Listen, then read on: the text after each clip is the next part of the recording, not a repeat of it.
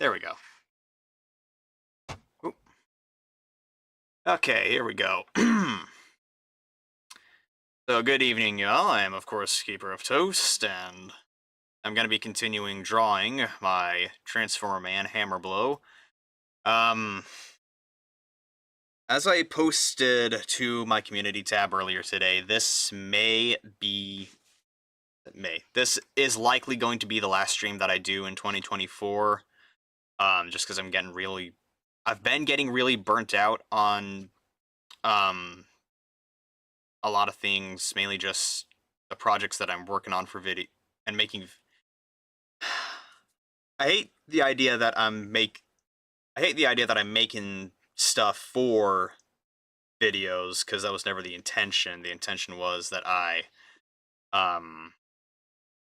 just make the videos while I'm doing the project. Sometimes it does kind of feel, when it gets at a certain point, it feels like I am making it for the video, instead of just for myself. And it is starting to feel like that's the case with my duck. It's a complicated thing that I can't really fully put into words the way I like to, but I'm just gonna take a break after I finish up the Shattered Glass Megatron video, and just, yeah. But let's not dwell on that stuff. I'm gonna go ahead and start up some music.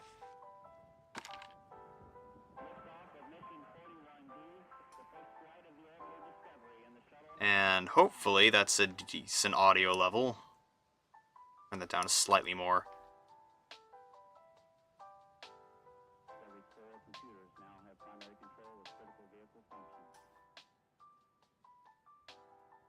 Hopefully that's fine. Yeah, I guess let's go ahead and keep on doing Hammerblow here. And I think I'm gonna start off by not focusing on the robot for a while, and instead doing the I'm gonna go ahead and do his jetpack that's made out of his tender, because I haven't been really doing that. Or did I decide to go with one of the ideas that was proposed last stream? I didn't make a note of it, so I don't remember. Go ahead and I'll just call that folder tender. I don't even know why I'm wearing this. The music's just to fill in the space between when I'm talking and when I'm not. Much easier to think now. Active, good to see you.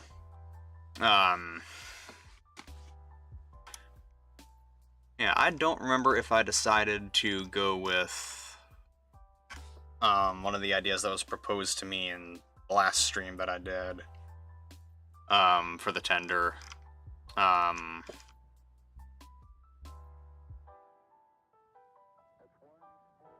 was either going to keep doing the jetpack, or I might have gone with the hammer idea. But I forget who proposed that it would turn into a hammer. It was somebody. It's going all right. I did post earlier that I'm gonna take a break from all this after tonight. I guess after I finish up the Megatron video. I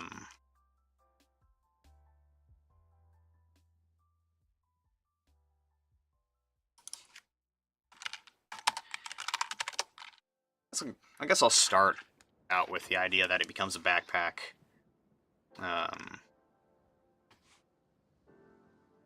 Jetpack.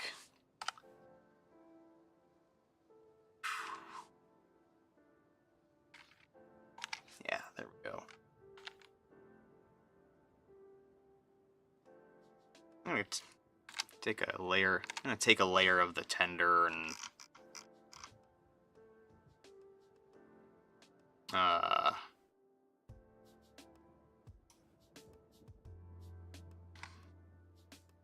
copy that and bring it up for reference.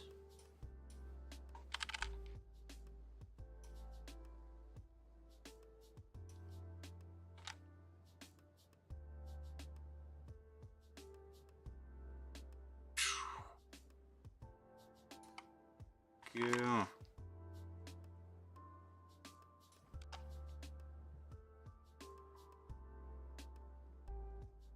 Doesn't really need to be too complicated, I think. Just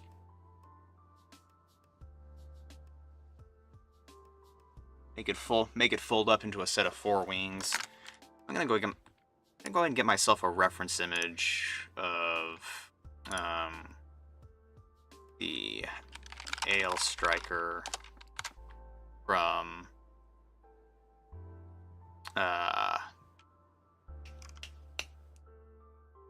Gundam Seed.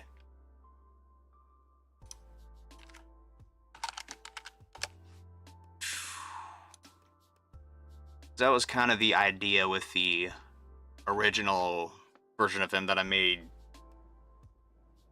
like in 2015, 2016. I forget when I originally drew him. The original idea was that it was kind of like the Ale Strike pack that the Strike Gundam used in that show.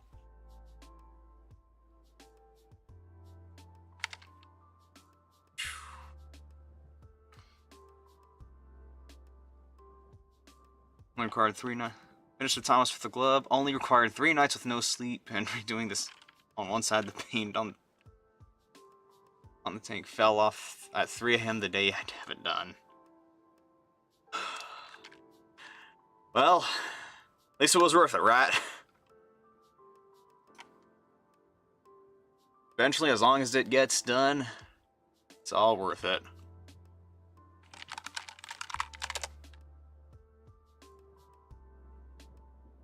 Go ahead and sketch out what it might look like from the side.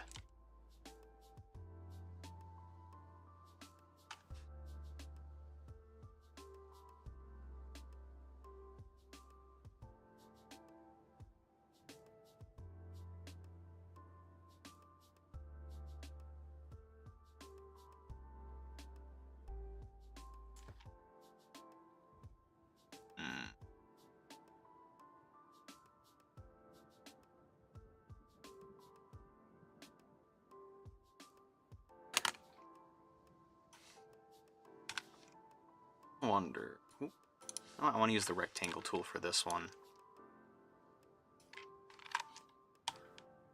That shifts forward and becomes like a collar. This is Clip Studio Paint, Gregory. The program I've used for a couple of years now. It's a pretty good one.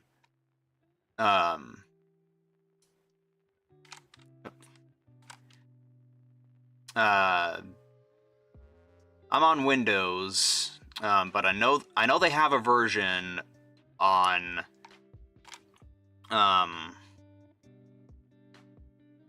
I know they have versions for Mac and for Android. I think the Android version requires a subscription. Actually, yeah, it does require a subscription, because I was looking and I was pondering getting a new art tablet. And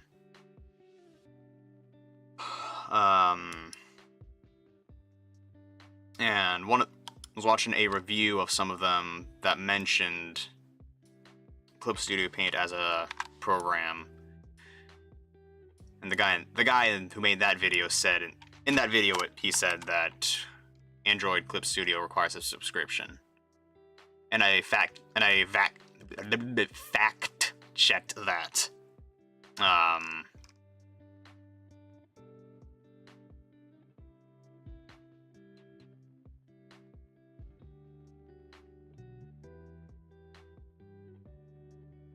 Tender would be wider than the width of the boiler, but less than the width of the cab.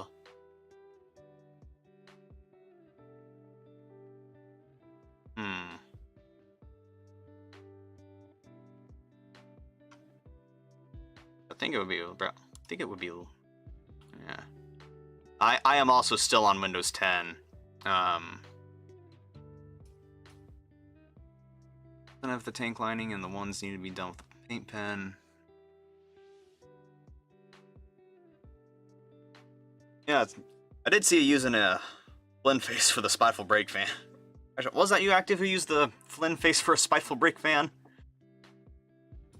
Nah, I forget right now.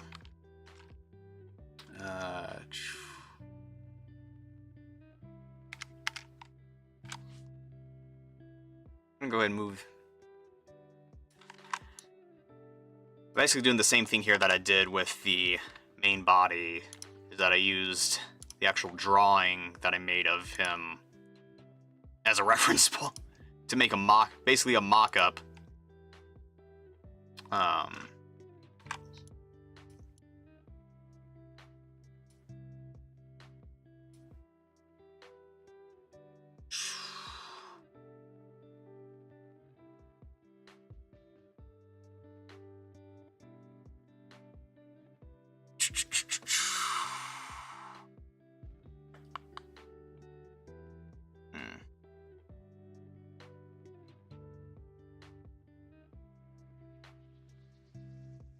Oh, there's a space in between.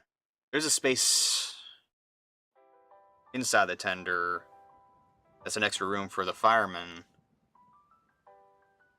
If that middle section slides forward, and then the sides, if the sides flare out, then that could work, I think.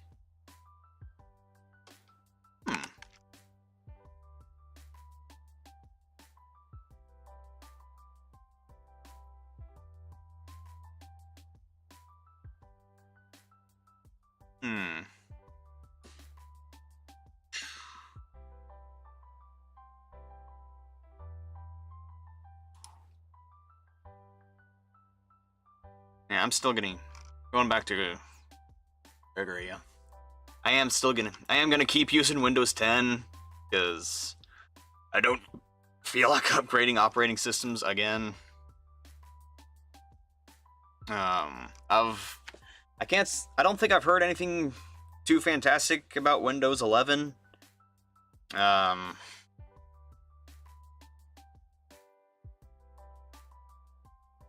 And I definitely don't want to change over until I know that all the software I plan to use is going to be compatible with it.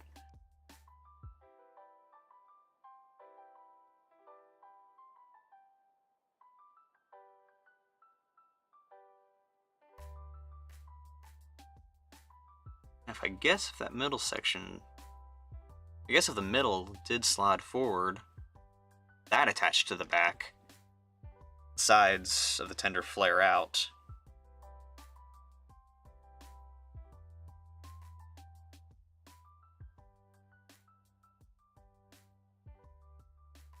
Not sure how aerodynamic that would be, but then again, this is a giant space robot that turns into a steam locomotive.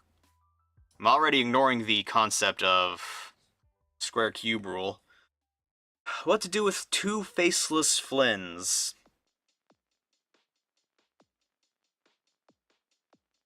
You could turn them in. You could like repaint them and turn them into like kiddie rides and put them in a carnival scene. That can work.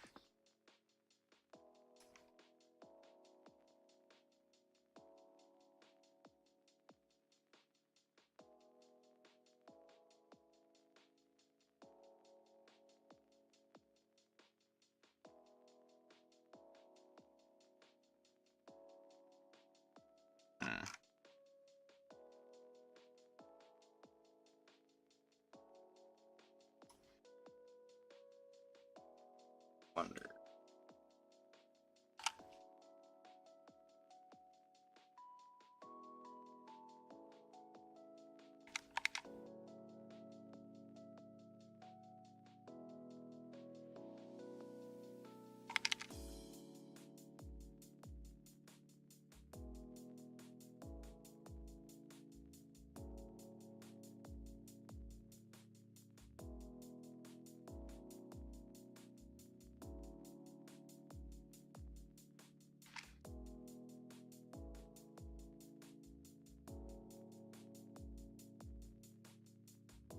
Go ahead and lower the opacity so I can see what I'm doing. There we go. Nope. Wrong layer for that.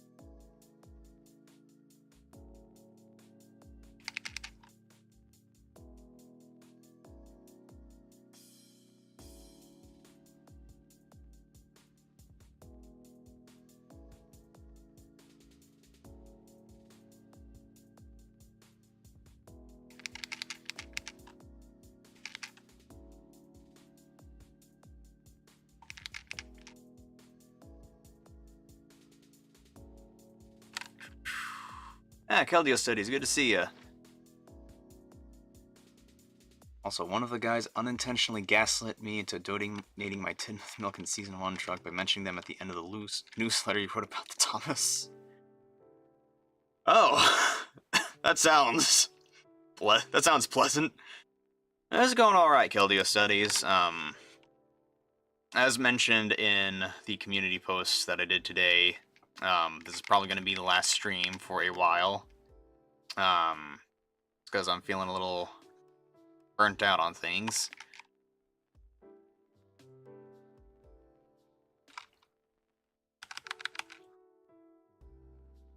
I think it is good that I take a break from working on projects and such.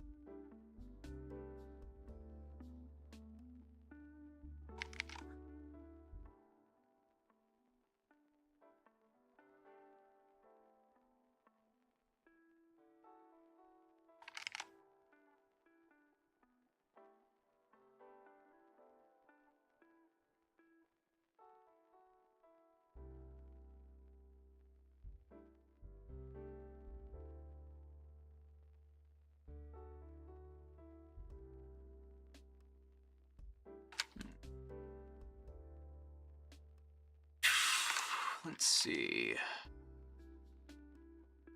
Alright, so that's the back of the section where the little section for the fireman.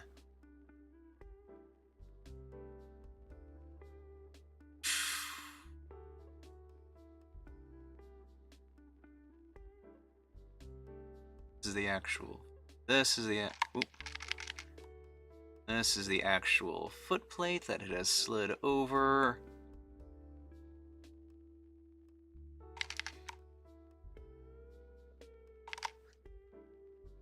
And that is tilted. That's fun.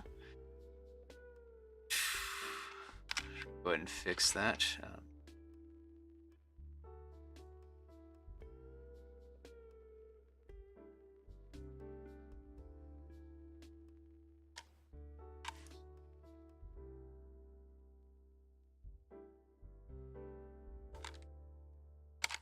Serve. Hey, hardcore. Yes, I do watch Unlucky Tug when he uploads. Yeah,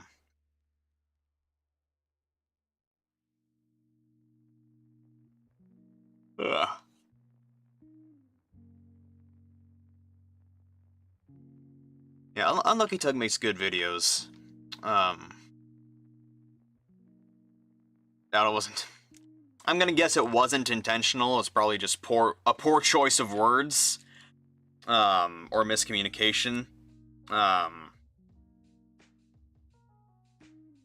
sure if you talk it over with him, it'll all get cleared up. Or I guess you could just go ahead and donate him.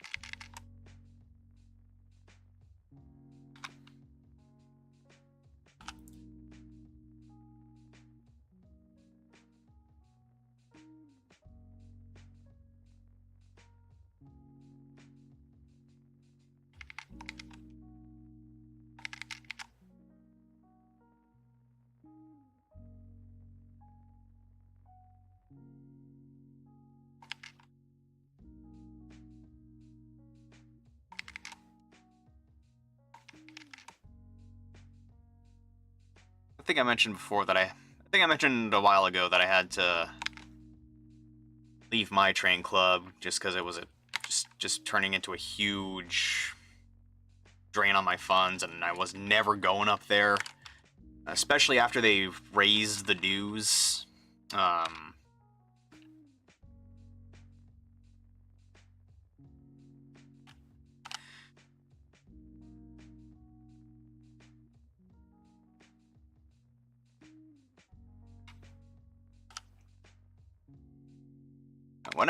Whenever I do finish up Duck and make his video, it's most likely not going to have a running session because of that.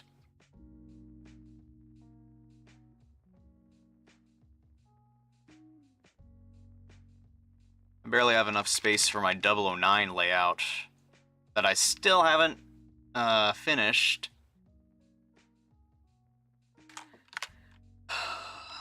Yeah. Made a custom pull along based on the Orange Edward and the Chinas.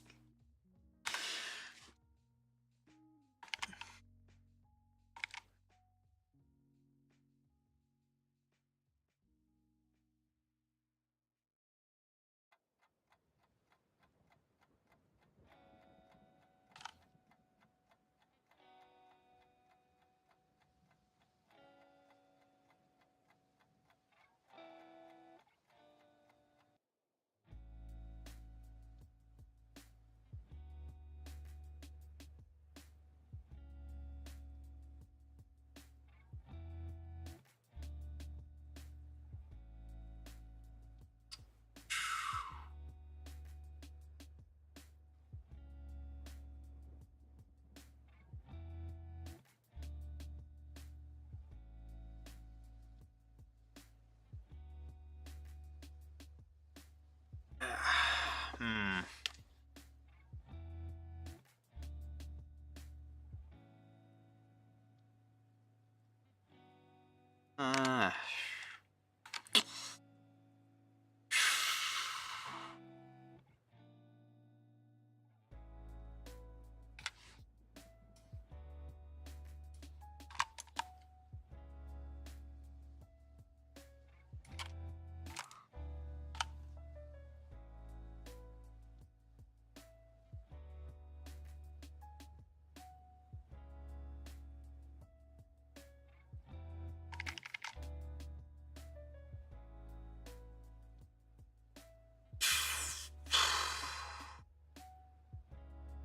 That side. That's that chunk of the tender. It's down here.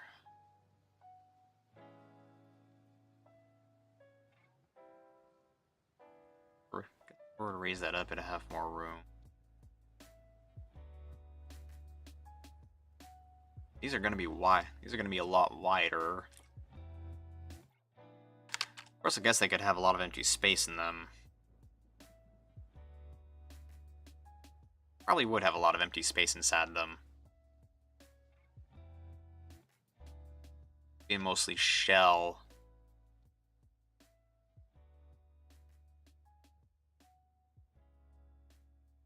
Hmm.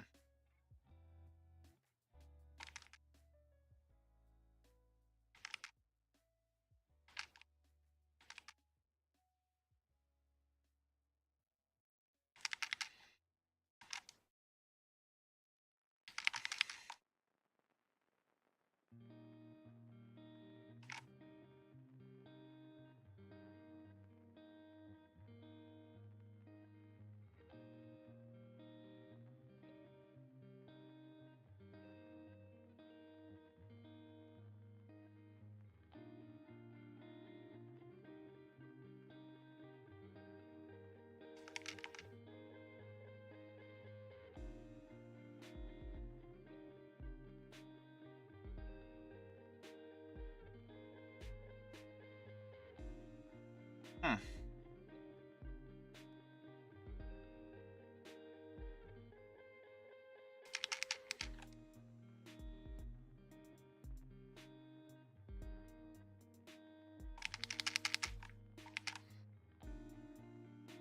Hmm.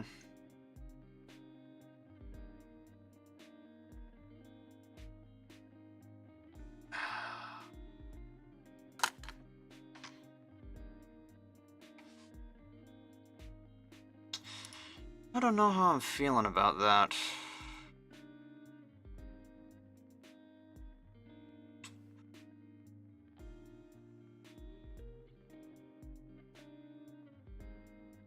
Shield might be a good idea.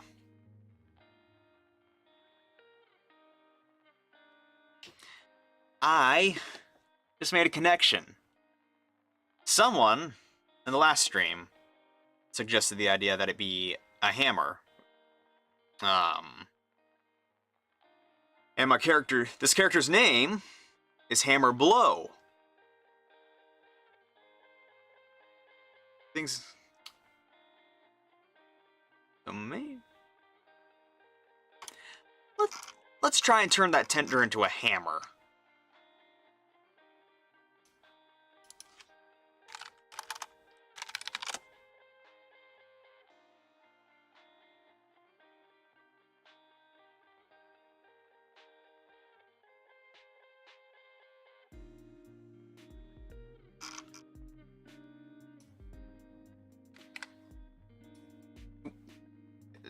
It's on rectangle.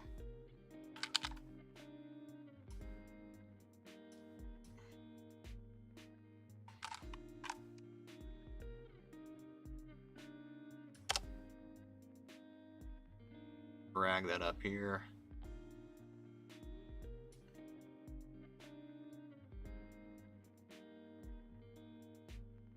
I mean, it's already kind of basically a hammer shape, ain't it?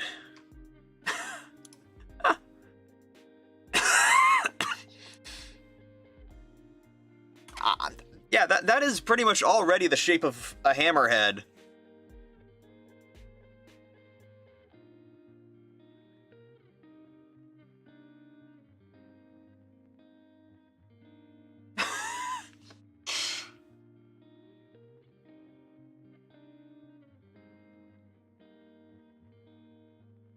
I mean, the handle would have to come out of somewhere.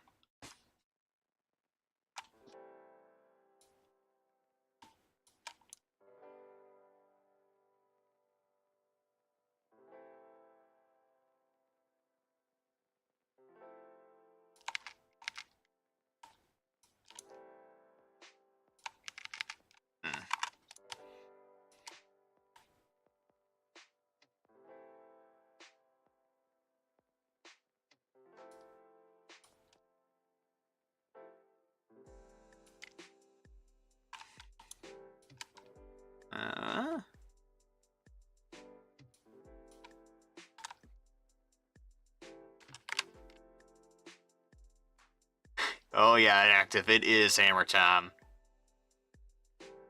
Thought of making Owen 30 Scarloy, but some of the folks might actually kill me if I tarnish the US-themed Owen 30 layout with British stuff. Let alone a Toss thing. fair enough, I guess. 0-30 Skarloey stuff would be pretty neat to do.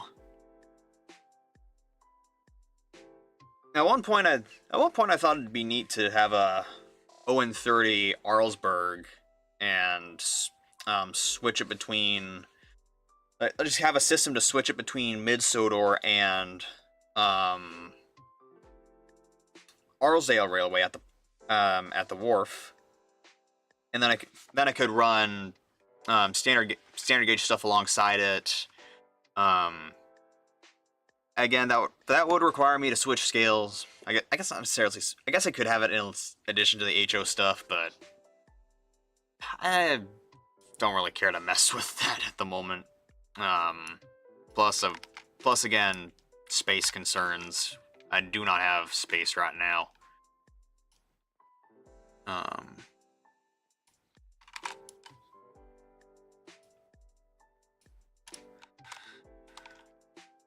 course, that might change. It could always change in the coming years, but I have my doubts that will happen anytime soon.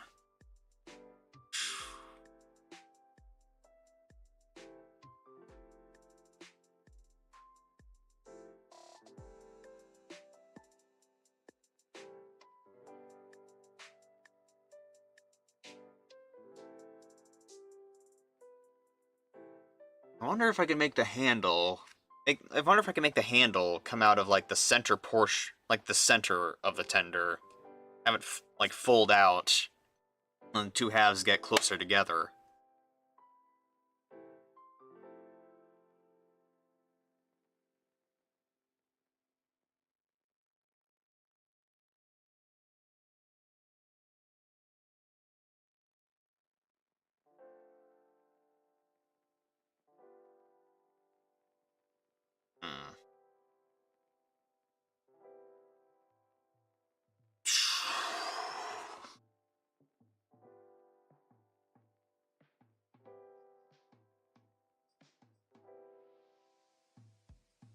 How would that affect the trucks, though?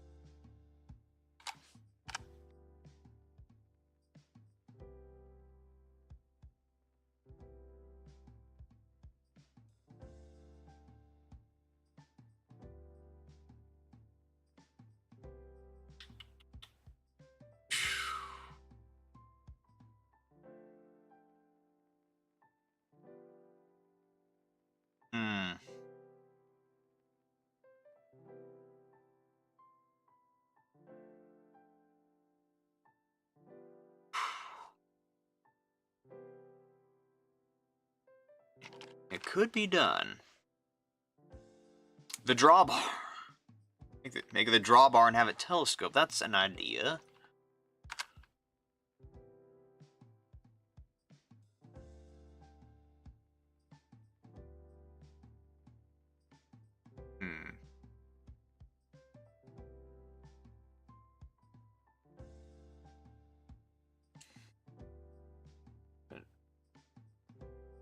If it folded out.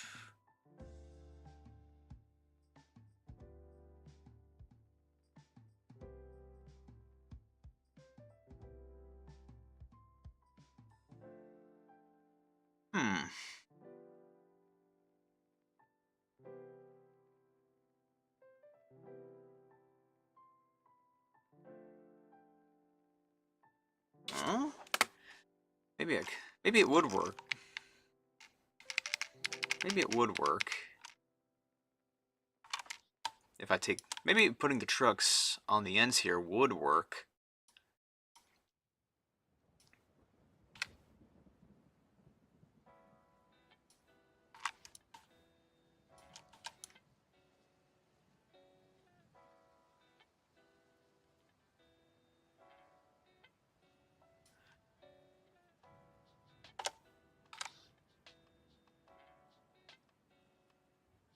Then once, yeah, if those move out of the way, and then that unlocks the drawbar to, and the rest of the handle to just drop out and fold out.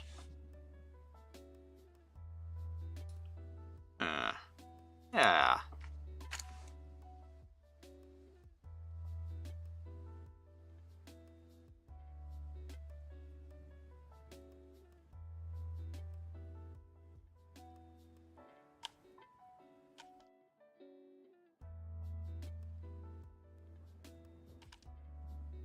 It's a bit of meatier handle than that.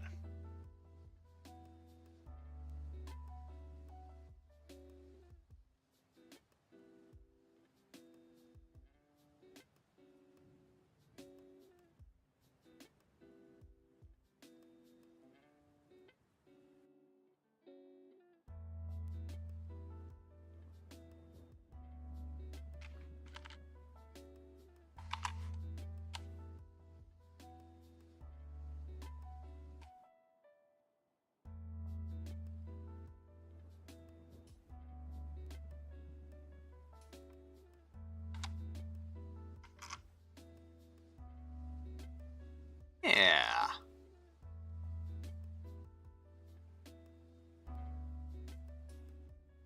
Yeah, I like that. Thanks, Active.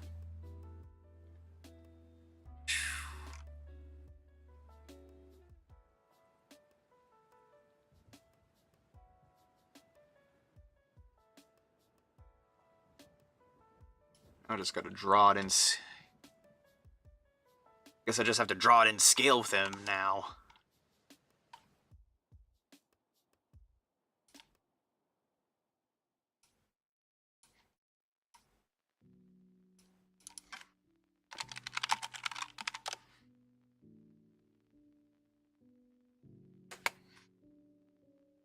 Well, I'm gonna go ahead and extend. I'm gonna go ahead and extend. Nope, I don't.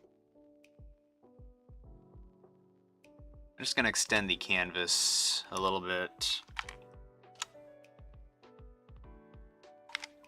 And from the side. That's better. That's better. Hammer. Nope. Nope.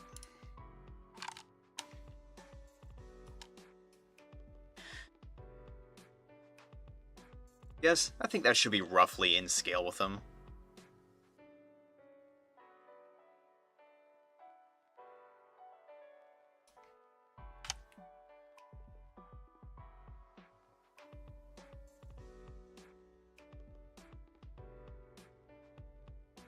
Let's give him a comically oversized hammer like Tinkaton.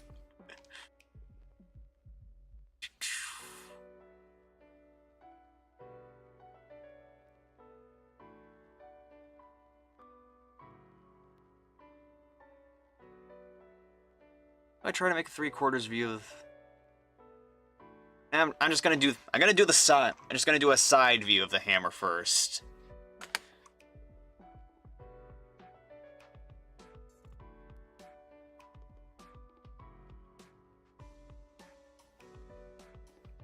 Oh, I might as well just go. Might as well just trace.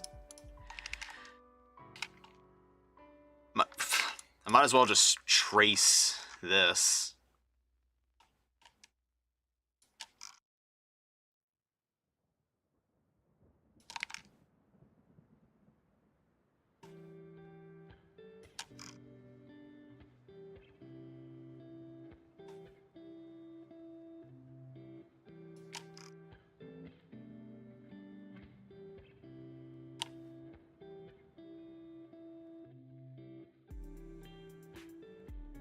Ooh, there we go. And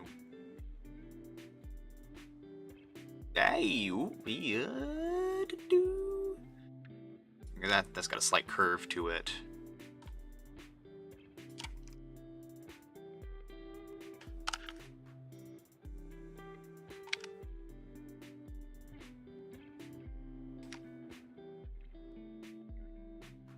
There we go. Much simpler process. Here we go. One guy added Optimus Prime to the club's end scale layout. Nice. That's another thing that I've been meaning to do is to make HO scale versions of all the Autobots and Decepticons. It's not a new concept. I think Lazy Eyebrow did a video showcasing all the ones he'd made. And there were actually some prints I was going to buy from Shapeways for that purpose before they went bust. They are back as a business for as a service for getting your own files printed, but the marketplace is probably not going to come back anytime soon. Exactly why that is, I have no idea, but that's what they said in their email that they sent out.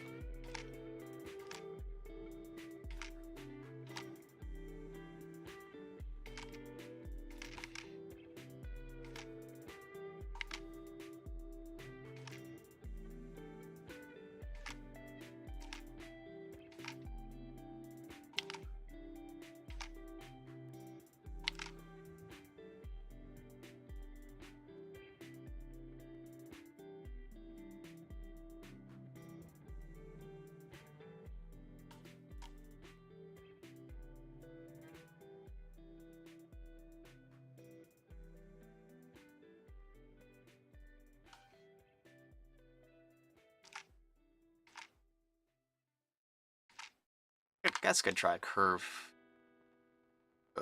tool for this. Yeah, there we go.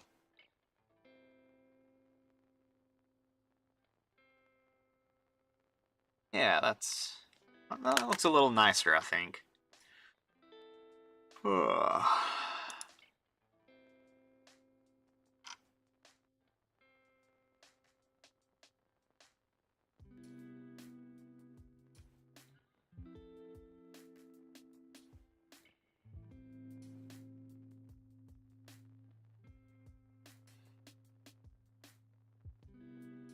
You know, I think Shapeways was originally a business for prototyping and such, and that they opened up the marketplace after establishing that.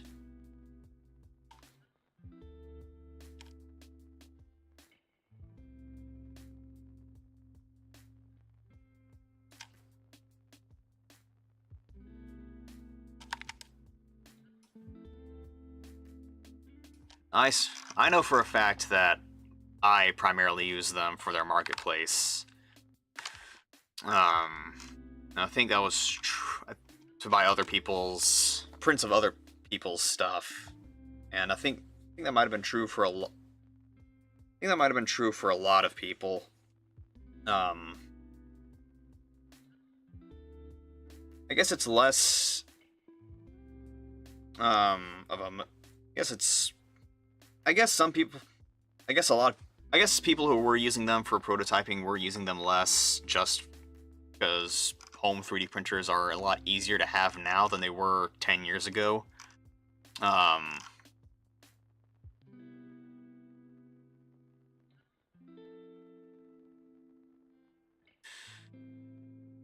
they've got a lot of. There's a lot of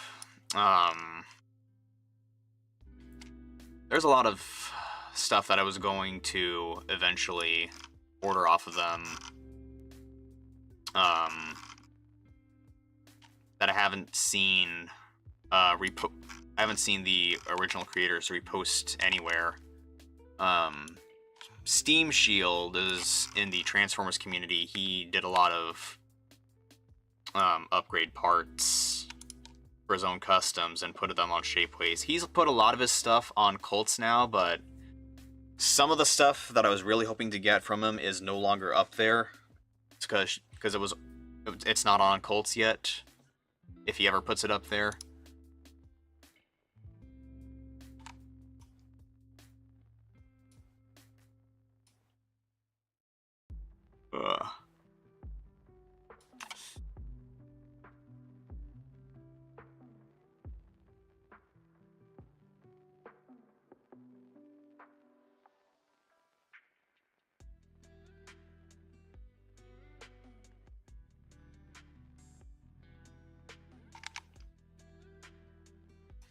Is that rectangle?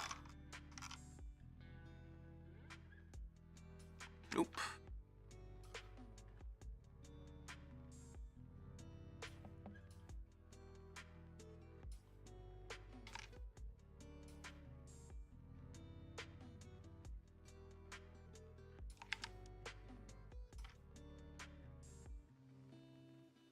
Here we go.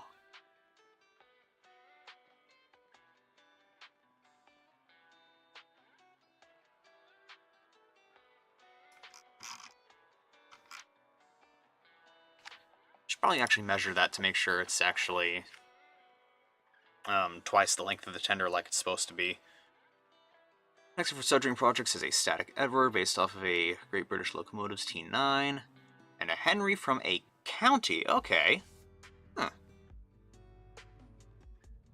I could get behind County Henry.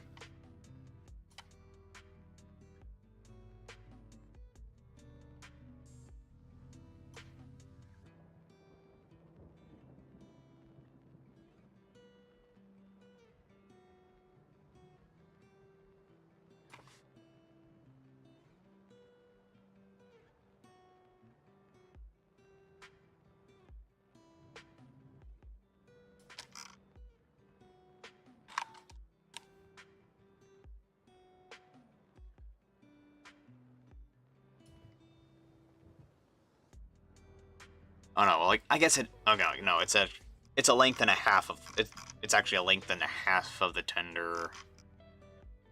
It folds out completely one way, then it pivots right here at the middle, comes down,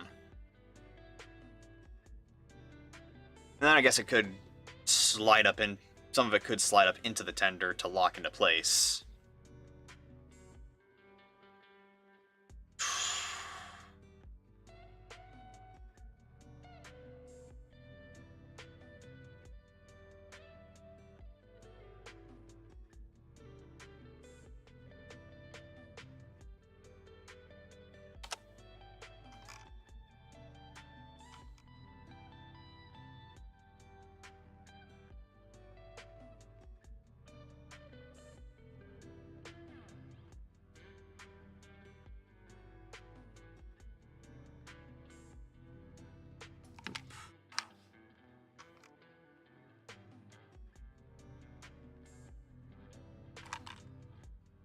Halfway points right there.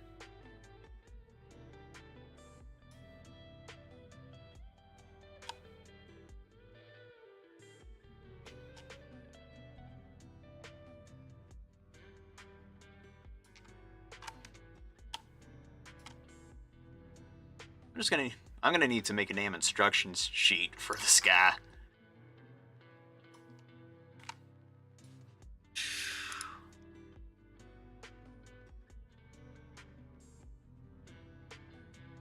For anyone who hasn't seen me work on this yet, I have intentionally designed him so that his transformation could work in a 3D space without having to, at least I guess mostly without having to, BS it. The little wings behind the shoulders are his frames, and the cylinder blocks. To achieve what it does there, it would have to be on some kind of armature. And I do have to show the mechanism behind how the shoulder folds out here. But I've got the basics of it down. And I've done my best to avoid parts forming as well.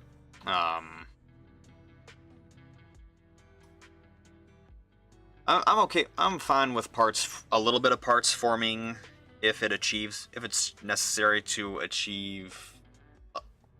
If it's not super egregious, and you can still achieve it. You can still make it look like it wouldn't really need to happen. On a physical 3D thing.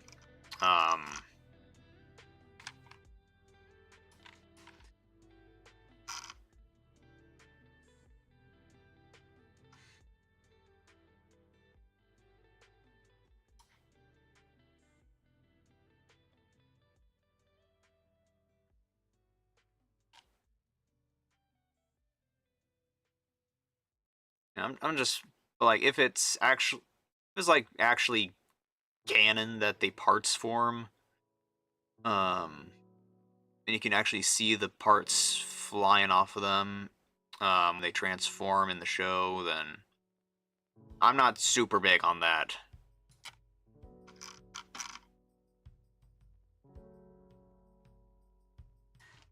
If it can be achieved, just on the merit of something going from A to B without separating, that's ideally how I would like to see it done.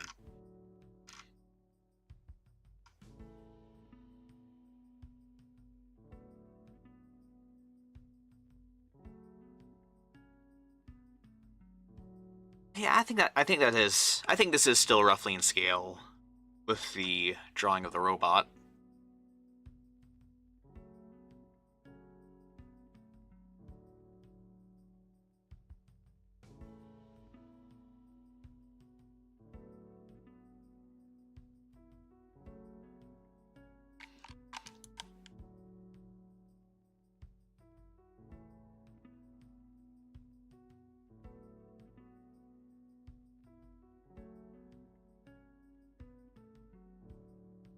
And I guess I could have the drawbar fold into the handle too.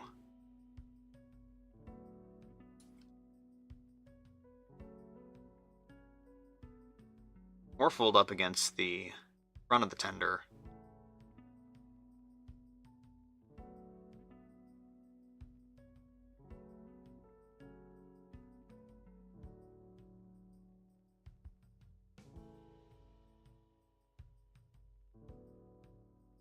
Hmm.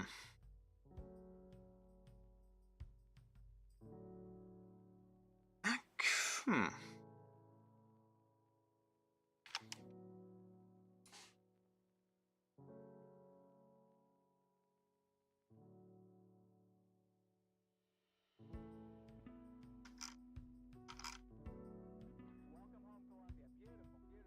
Hmm.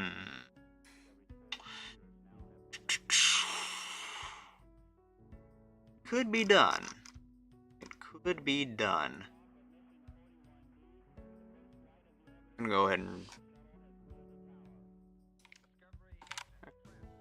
Is that in this? I'd say that, just say that was roughly in the center of the tender.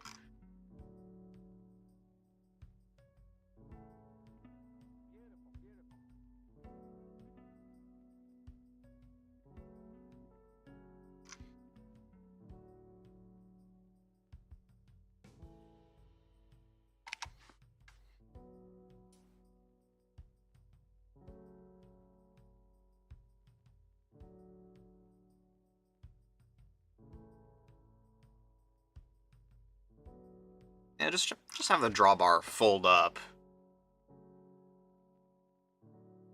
But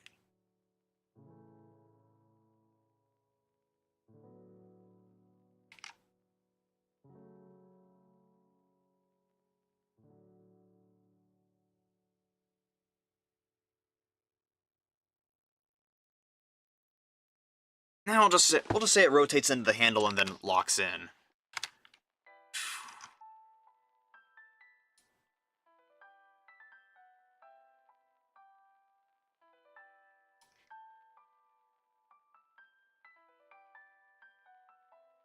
Where's my layer about? Where's my layer about?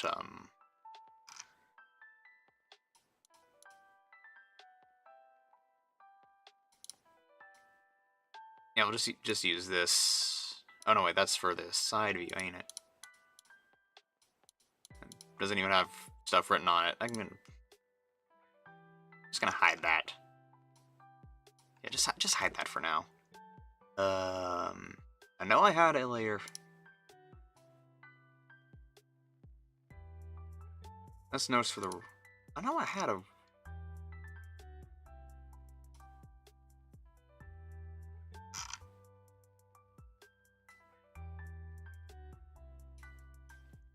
I had those.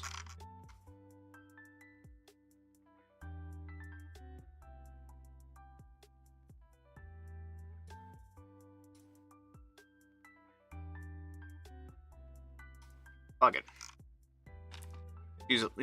Just use a folder for notes. It's a lot easier than anything else.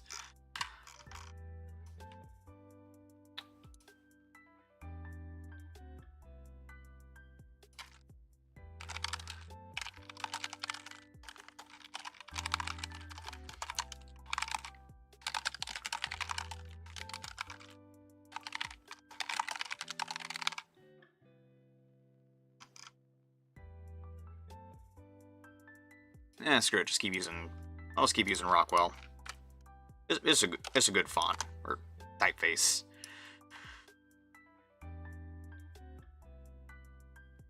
That's better.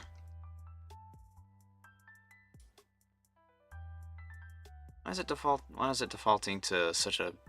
I have no idea how to make this default to a different size.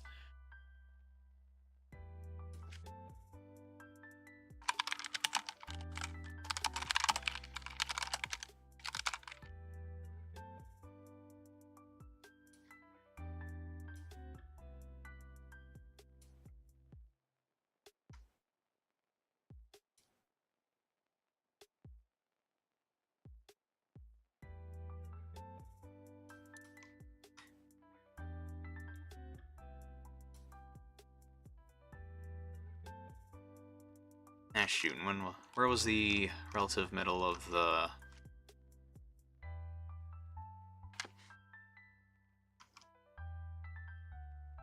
I'll just estimate it.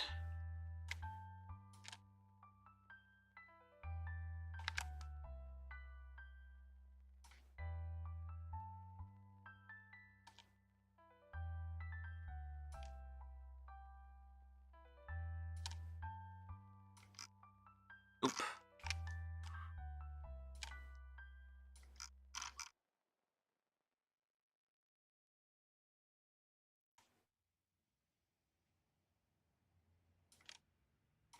Hold on. So that comes for... This is down here, and that folds out first. 1 tender length.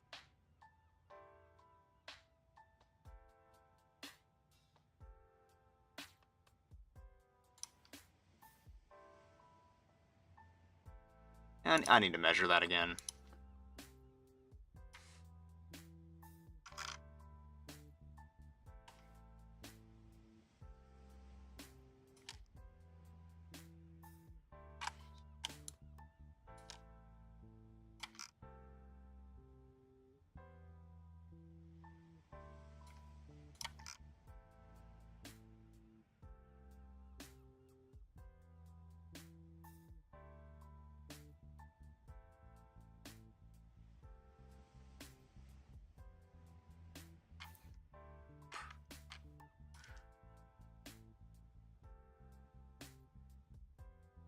So a hinge would go about right here.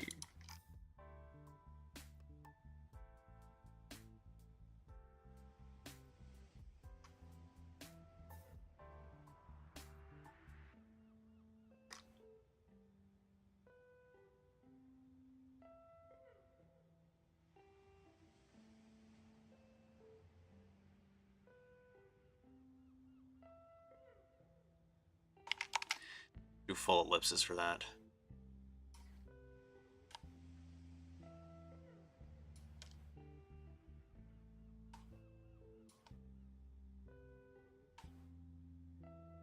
Oop.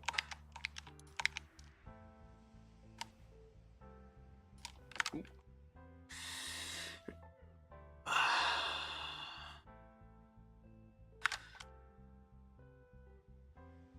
Where to go?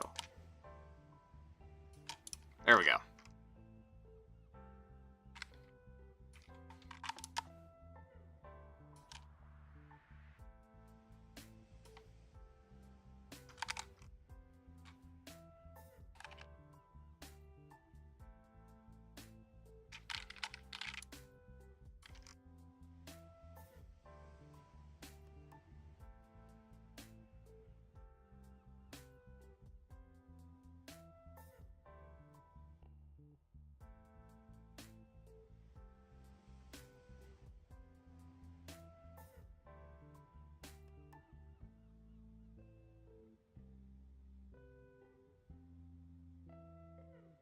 I don't even need to depict the other hinge, because...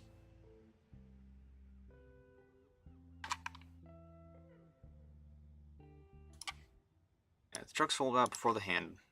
Trucks fold out before handle. Total handle... Oh, total handle length is going to be 1.5 tenders.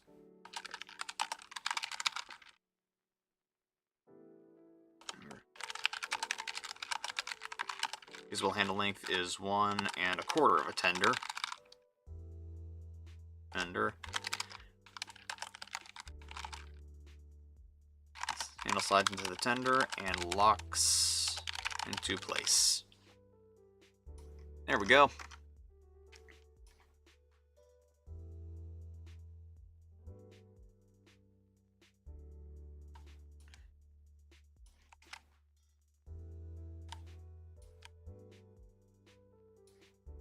Alright, and then if I select that, and select, nope, first I gotta make sure these are merged together. Now I can that. Slide that up about 1/4 the way. Yeah, there we go.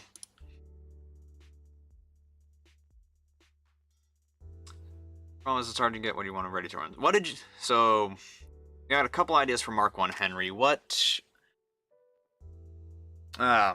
specifically are those ideas?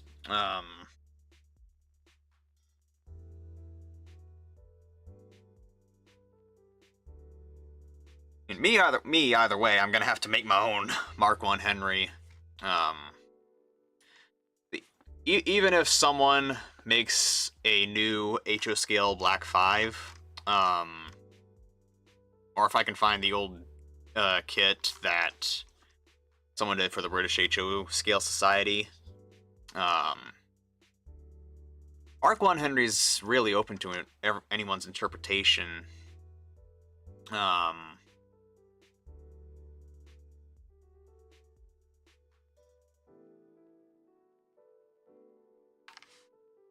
In my view, Mark 1 Henry is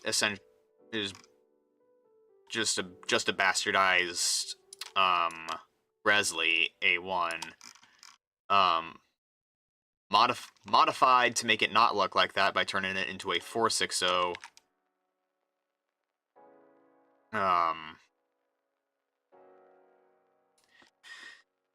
Squeezing in a... Basically what Audrey originally described is literally just a bastardized Gresley A1.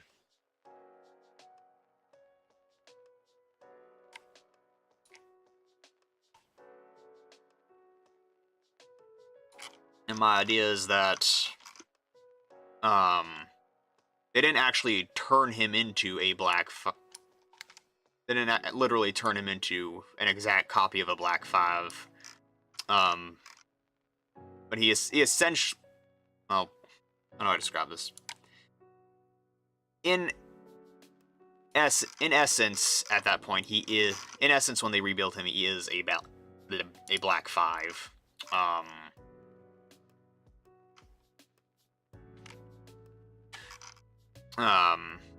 But he's not an exact copy. They still used as many parts of the original as they could. The drivers are about the same size as the Black 5s.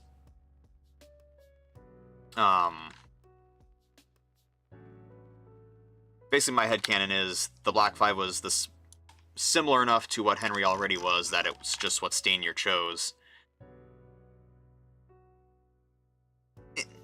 I guess a bit like... yeah, kind of like the Claughtons becoming the Patriots.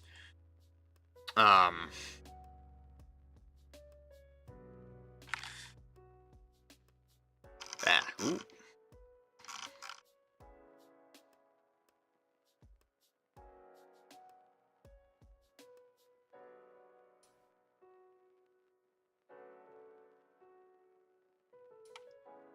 Yeah, that's just my take on it. Is that it was similar enough to a Black 5 that they could essentially turn him into one. Not an exact copy, but um still built on the frames of what was already there.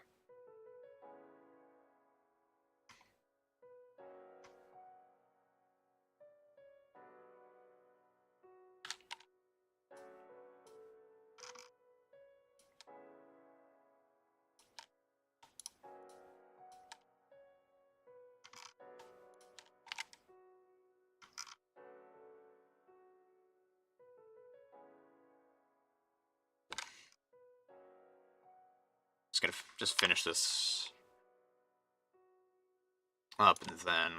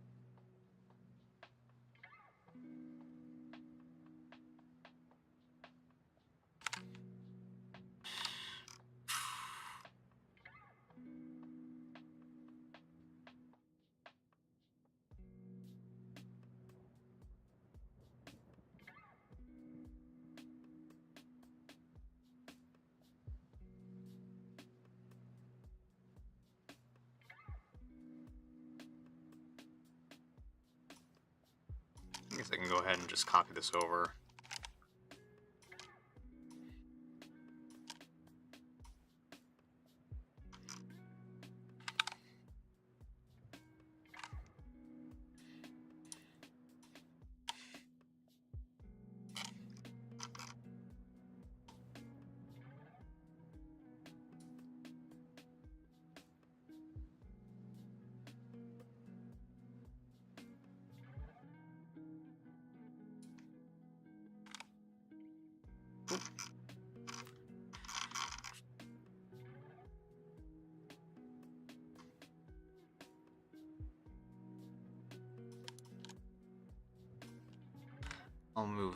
I'll move this in slightly.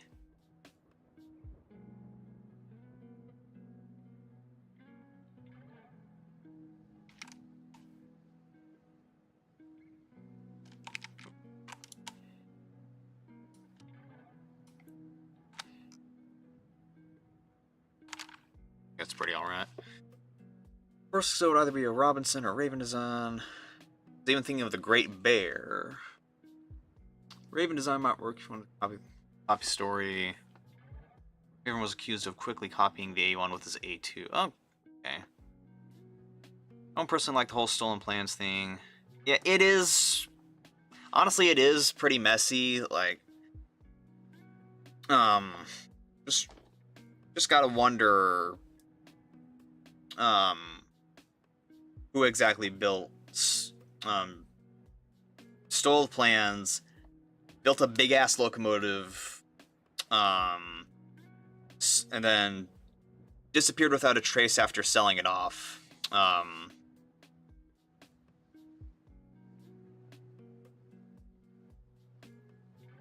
Like, honestly, like, I guess I could kind of see a industrial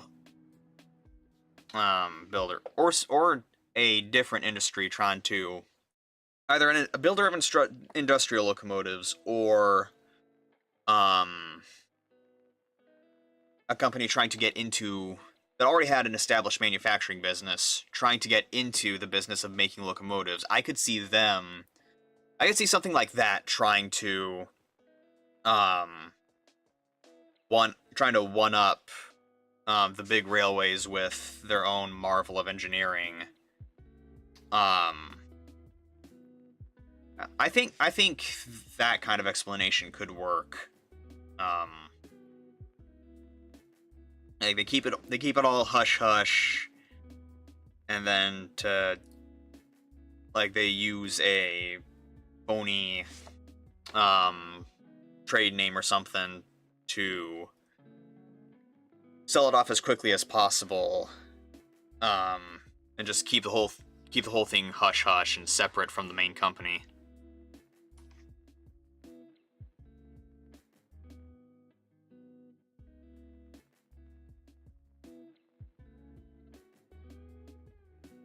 Really, though, that's kind of on Audrey for not thinking up a better story. More plausible story, I should say.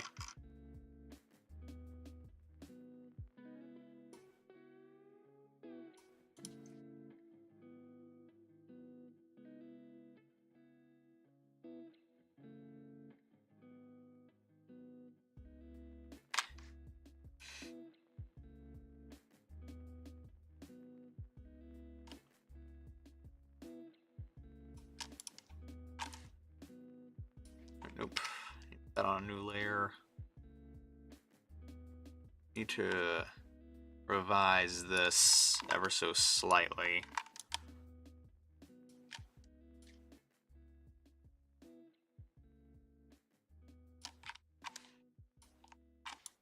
Nope.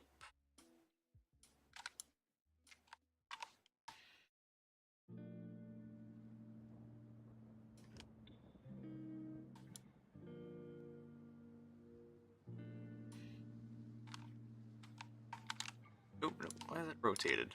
Here we go.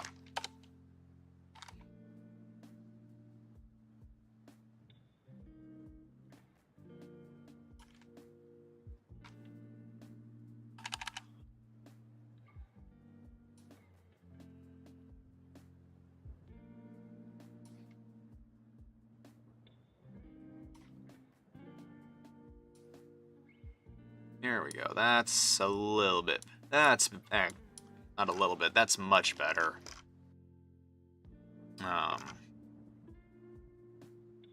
Here, now that hinge piece is on the inside, that's definitely easier to draw. Probably a little more mechanically sound, but again, I am only an engineer in Team Fortress 2, so don't quote me on any claims I make about engineering.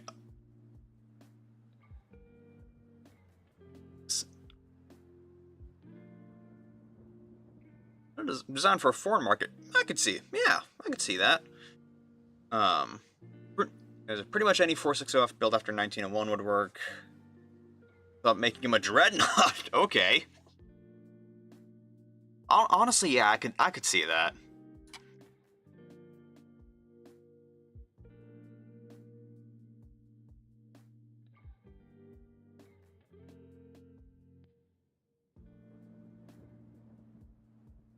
I have thought, honestly,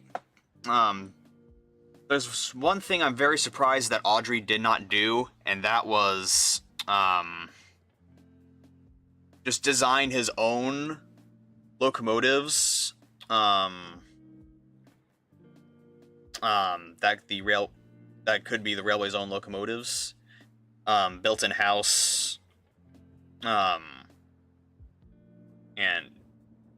of course he wasn't an engineer, but hey, neither am I, and doing all this. Yeah, honestly, he could have easily designed his own locomotives and given that reference material to his illustrators. Just explained it away as like, oh yes, this is the railway's Class A, and yeah, I think that would fit a lot better. That would honestly fit a lot better with the idea that Sir Topham Hatt was trained at Swindon alongside Stanier. Because I've never been a fan of this. I've never been a fan of the idea that the only locomotives he has ever made himself after Swindon were the coffee pots. In my headcanon, I've dated those to before his arrival in 1901 on the TK&E. Number one was cobbled together. In my headcanon, number one was cobbled together by disgruntled mine workers. Probably didn't even have a face, because it would have just been a donkey engine mounted to a spare chassis of a truck. And then number two and a couple after that would be off-the-shelf Head Wrightson products. And my thinking is that Topham would arrive. He would be put in charge of giving them some up-to-date locomotives. He would rebuild numbers 2 through 4 with more modern components, try and standardize them a little bit. And then after that, he would start designing his own locomotives, more traditionally styled. And I'm thinking, first one he builds is an 040 side tank. He calls that one Lady. And he builds Lady as a proof of concept. And he makes a larger 060 version. And that becomes a whole class of locomotives. Calls them like Lord and Earl and stuff like that. They probably would not. In the time span that he was there, they might not graduate. They might not graduate or even need tender locomotives. Oh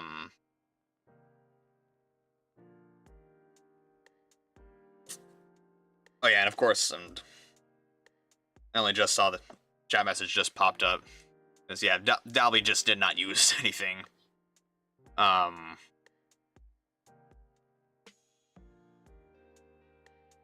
like,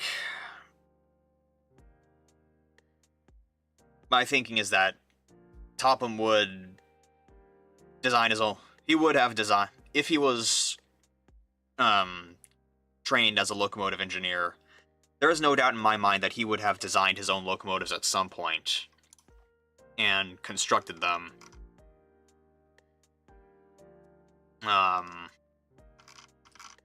Would he have? My explanation for why he didn't do that for the NWR is just that the board, would not let him, or at least for a while, or maybe they just didn't have the money to get. In their minds, they didn't have the money to get all the facilities that would be needed to construct locomotives, and so just preferred to buy them secondhand. Because one thing that I've noticed, one thing that I've noticed in not just the television series, but also in fan media, is that a lot of people treat the Fat Controller like he's the only voice in charge of the railway. But really, he would.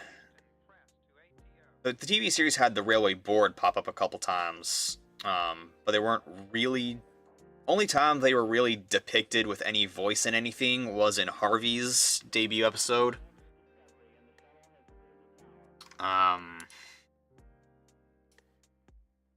I feel like there should be I feel like we as a community need to like expand on the idea of there being a railway board.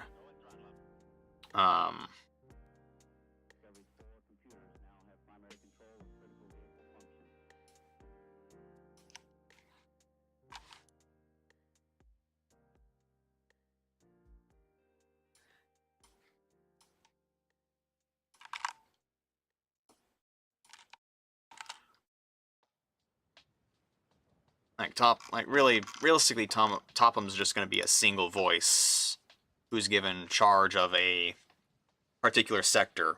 Like, he starts off as chief mechanical engineer, and then eventually gets promoted to like superintendent or something. I don't know how complete.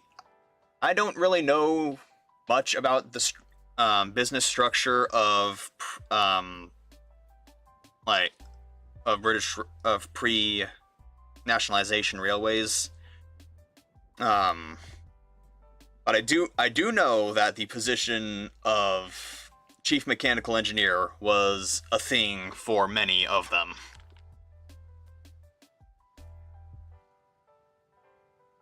Headcanon for submarine equipment generally is that they tend to deliberately piggyback orders. Man, to that point about ROD stock, I did post a while back about my ROD characters, Minerva, Jupiter, Venus, Mars, and Mercury. 5 RODs that were purchased after the war. They were intended as a stopgap while they got other equipment. Things didn't work out as planned, so they stayed on longer than they were intended to. And Minerva is the only one still in service. She was taken out of service for a while in the 50s and had a huge overhaul. In fact, let me pull up. Do I still have her?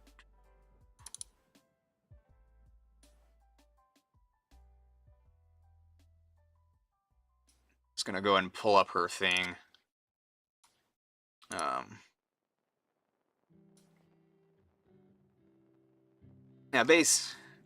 So she got modern style safe in a rebuild. She got an enclosed cab, modern style safety valve, kill trap exhaust. I'm also thinking they would convert her to use Walshart's valve gear after that. Because Walshart's is just... Stevenson is generally considered to be stronger. Walshart's is easier to maintain. And I toyed with the idea of, like, giving her a Black 5 boiler. And I didn't really go with that. But they probably, if they were going to rebuild and try and modernize her, they probably would give her a tapered boiler. Oh yeah, kind of bit like, yeah. Thompson rebuilds were part of the inspiration for that. Main inspiration for the main inspiration for me even having RDOs on my Island of Sodor was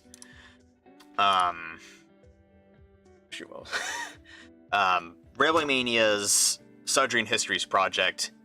He has a headcanon where they bought a bunch of RDOs and cobbled them all the good parts into like 5 of them, and turned one into a heavy tank engine for banking duty, and the others got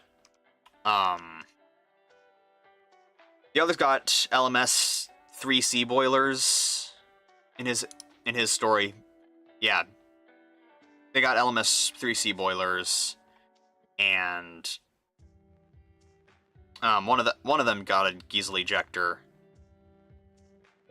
Yeah, Railway Mania's that project is what introduced me to the idea of it introduced me to the RDOs, period, and gave me the idea to have some on my NWR.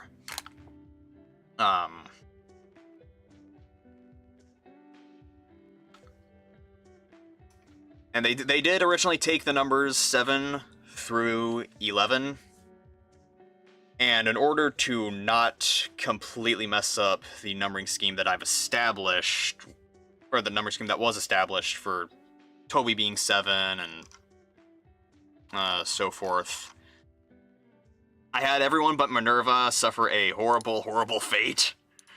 In a to the point where it's a little bit comical, I'm gonna admit. There's one that... Let me see if I can remember off the top of my head who suffered what. Minerva had a boiler explosion, and I think she was the first to go. Mars and Jupiter were at Barrow during the Barrow Blitz, and they're dead. And then Mercury,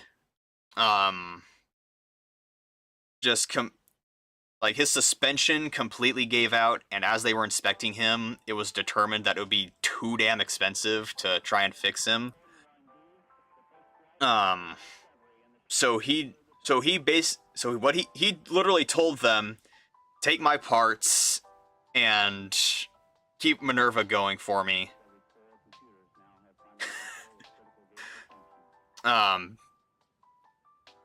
He basically did it. He didn't rip out his own soul like Jetfire did in Revenge of the Fallen, but that's basically the speech he gave.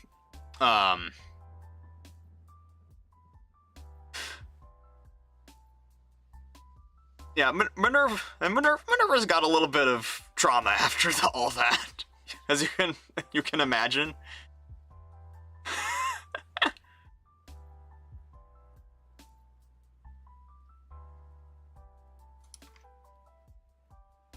Yeah, if you've got a British railway post World War I, your own freelance railway, and you're trying to think of realistic motive power that you could give it, look into the RDOs.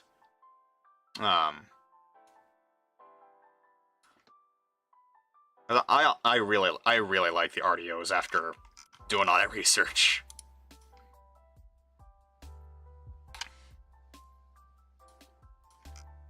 Well, I've got the tender situation sorted out, so I guess I can go back and do the windows on the robot.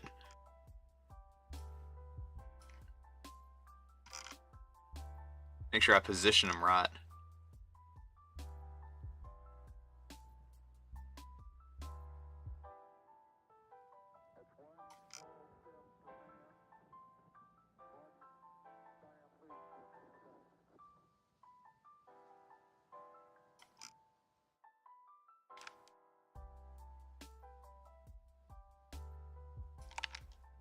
Oop.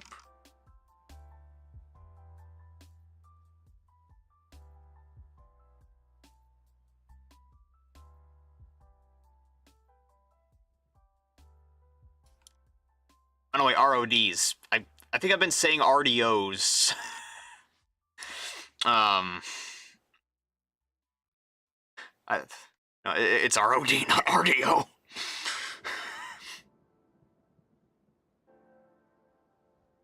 And the RDOs are heavy freight. What replaced them after the Blitz? So basically Minerva was number 8. She was the first to go in like mid-30s. And then I have Emily in my Railway Series headcanon as a Sodor and Mainland engine who was hidden to keep her from being scrapped when the creditors came a-knockin'.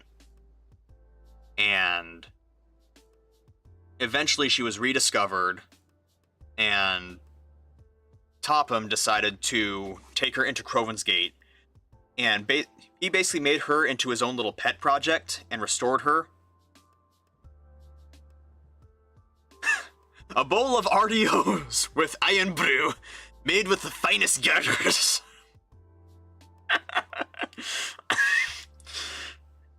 I've been to the UK 3 times now, and I've never tried Iron Brew.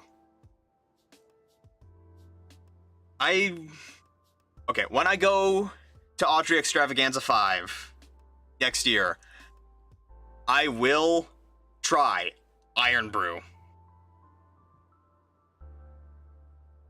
I've had British Dr. Pepper, which is absolutely not Dr. Pepper, but I've never had Iron Brew.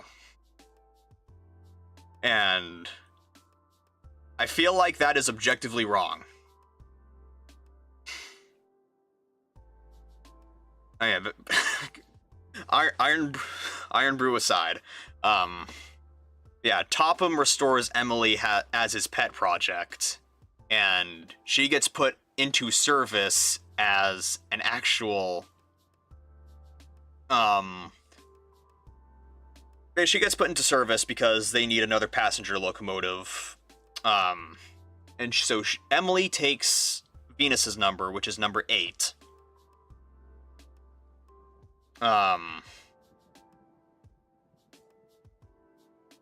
So then Jupiter and Mars get destroyed in 1941, and their numbers are left vacant as a memorial because they're numbers 9 and 10.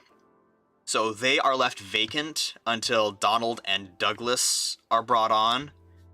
And at that point, Sir Charles has felt that it's been long enough that it'll sting less if they fill those slots. And so that contributes to some of the engines not really caring for Donald and Douglas at first. Especially Minerva. She really did not like Donald and Douglas for a few years.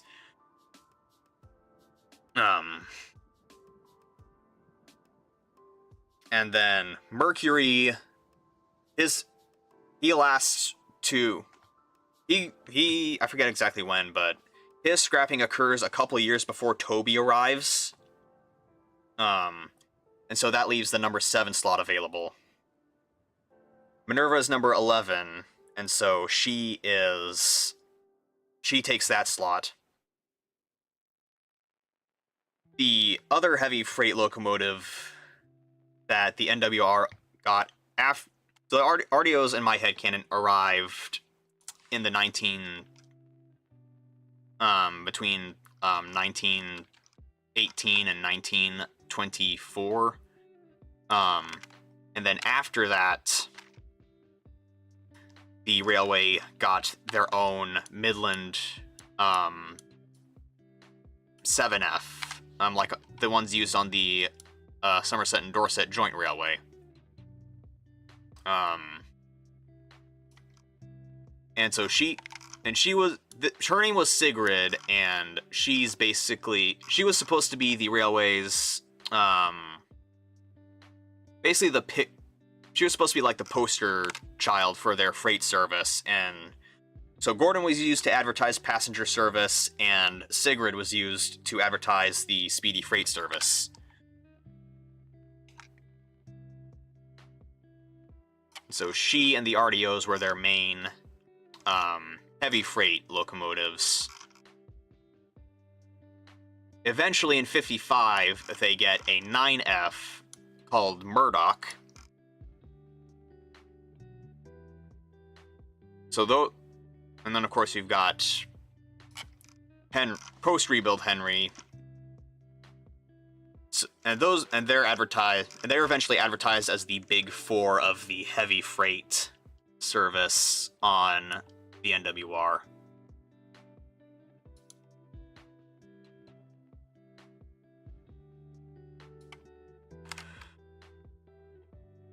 And it's good, and it's funny that you mentioned North British, because I have it headcanoned that North British was the NWR's go-to locomotive builder.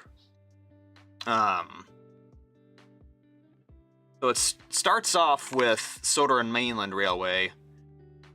One of their investors, who is an eccentric rich man, he steals money from the company, licenses the design of the Great Northern Singles, commissions North British to build one,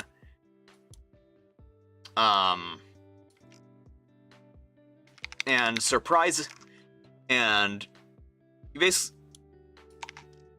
he thinks that he's doing the railway a favor by buying it, but that's basically the move that doomed them to bankruptcy, and nobody else on that railway's board liked that man after that.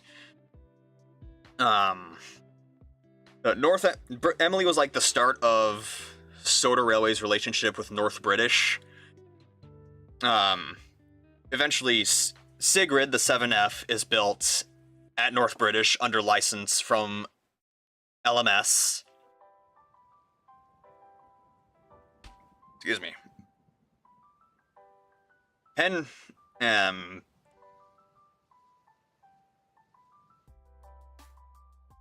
Excuse me. Got gas. What else? And in the 50s, they started getting their locomotive hire contract with the LMS expired and it lasted between 1925 and 1955. So in the last couple of years before that contract ends in the early 50s, they get a bunch of a bunch of engines built from North British, BR standards. They start off by getting like one of each. And they start off by getting one of each, and to basically see which one will serve them best, and eventually they order more of the ones that they can make the most use of. And Murdoch is the last one that they receive, and he's the only 9F they have. Yeah, active. That is pretty much their sentiment towards. What did I name that guy? I think I called him Mr. Hadley.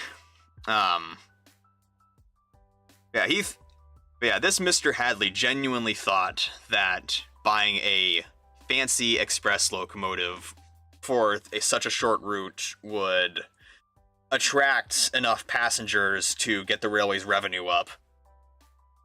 And to be fair, and she couldn't even go as fast as she was designed to go, because their trackage wasn't built for an engine like that. I haven't changed anything about the box tanks. They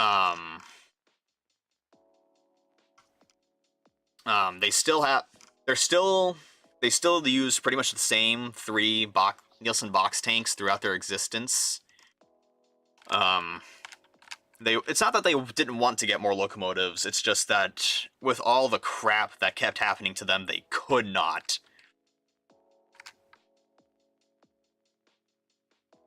Of course, it didn't stop Mr. Hadley.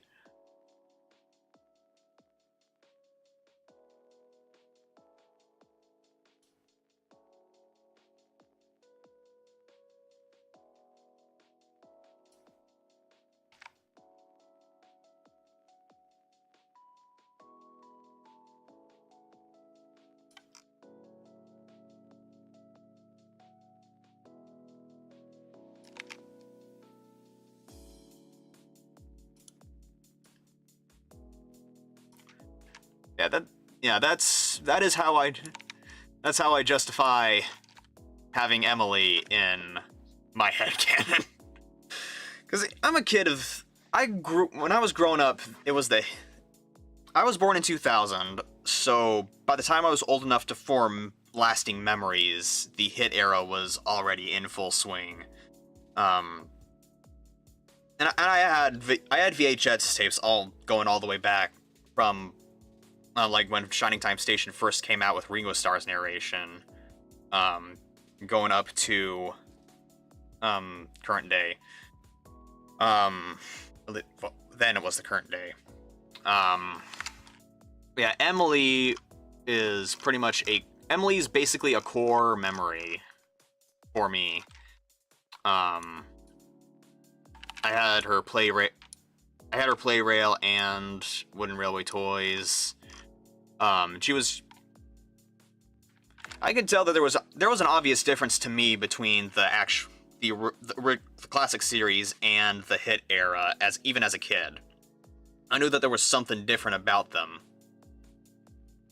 But I had New Friends for Thomas, and I had Calling All Engines, and so to me, Emily was just a core member of the cast past a certain point.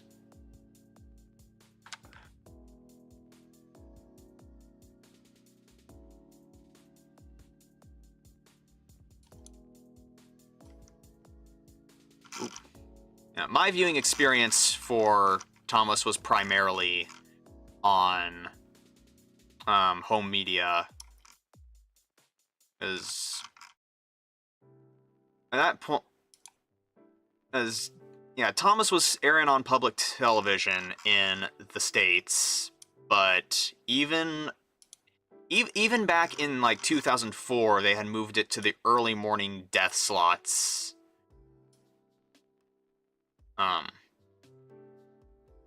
Actually, I think they were airing on Sunday mornings too.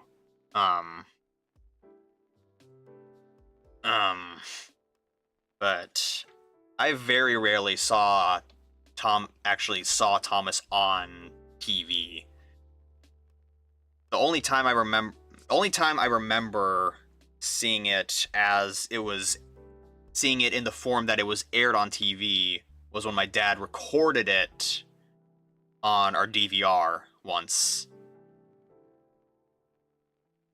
And then I don't recall seeing it on air again until I want to say 2011. Or no, I want to say 2011 or 2012. Maybe it was earlier than that, but it was definitely one of the CGI seasons. It was like at 4 in the frickin' morning.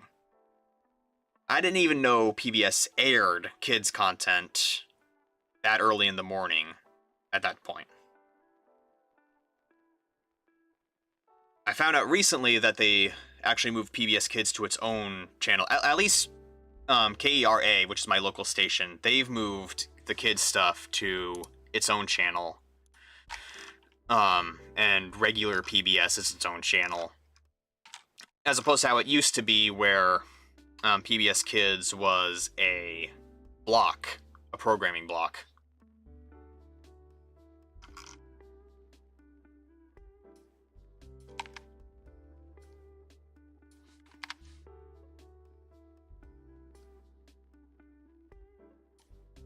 And instead of watching Thomas as it aired, it was primarily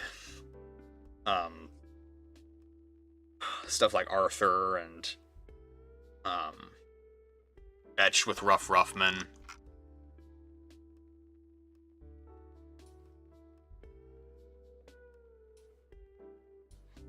The first I remember coming home from school and turning on PBS, and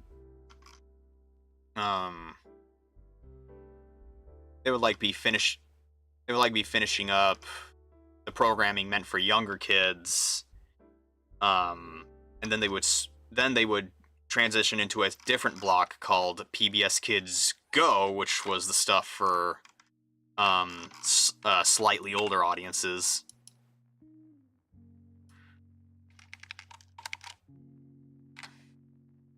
And that was stuff like Arthur and Maya and Miguel, Cyber Chase.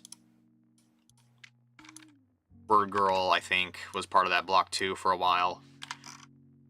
Then at like 6 o'clock, at 6 o'clock it switched over back to the normal PBS programming. They would always start with BBC News.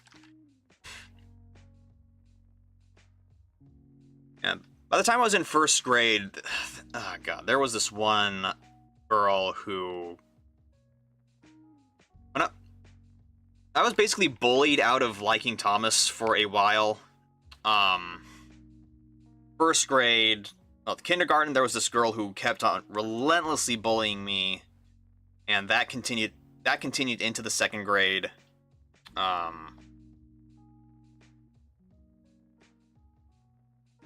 And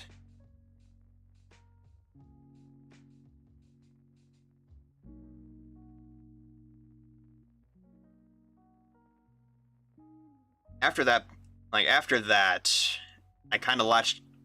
latched onto Transformers and to Cars.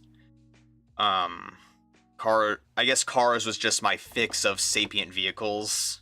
Because it wasn't. I guess she just stopped bullying me because it wasn't Thomas. It wasn't, and I would occasionally see Thomas stuff that was still coming out on DVD I would see it on the shelves at my library. And I want to say when I was 10 or 11, I watched Hero of the Rails and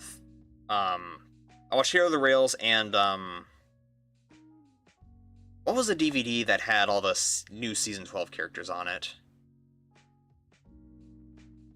I forgot the name of it. But when I was like 10 or 11, I watched a few season 12 episodes and a couple season 13 episodes and Hero of the Rails, and that was like I thought it was interesting, but at the time it wasn't enough to get me back into it. Eventually, though, like 2013 or 2014, I picked up King of the Railway, and that's when the point that I really got back into Thomas. Started catching up on the episodes that I hadn't had as a kid on YouTube.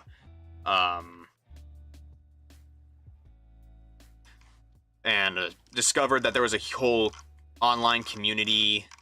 I signed up for Soder Island forums and DeviantArt. I remember getting strikes on the Thomas Wiki because I used my user page to make a bio of myself, and I added my own images. And twice over I got a strike because I was adding images that were not relevant to the wiki content. Why it took 2 times for me to understand that, I do not know. But I was 13, and if I know how teenagers are, they do the dumbest shit. And I see that on a daily basis, and I have been a teenager who does the stupidest shit. Yeah.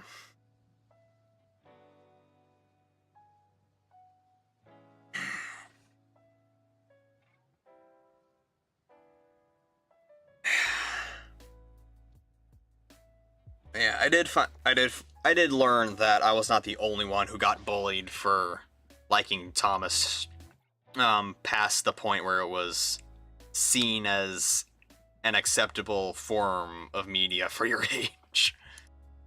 And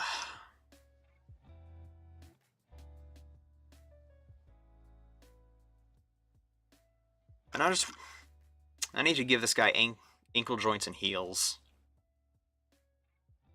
I'll go ahead and put out the heels, I guess. Yeah, I'll do. Oh, I need to fix the proportions on the feet first.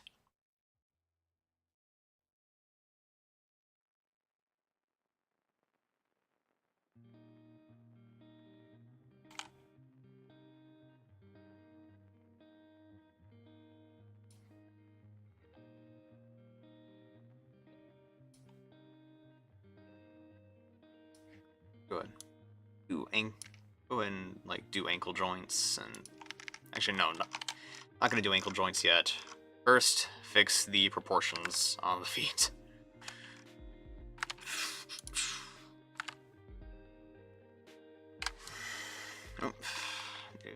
E.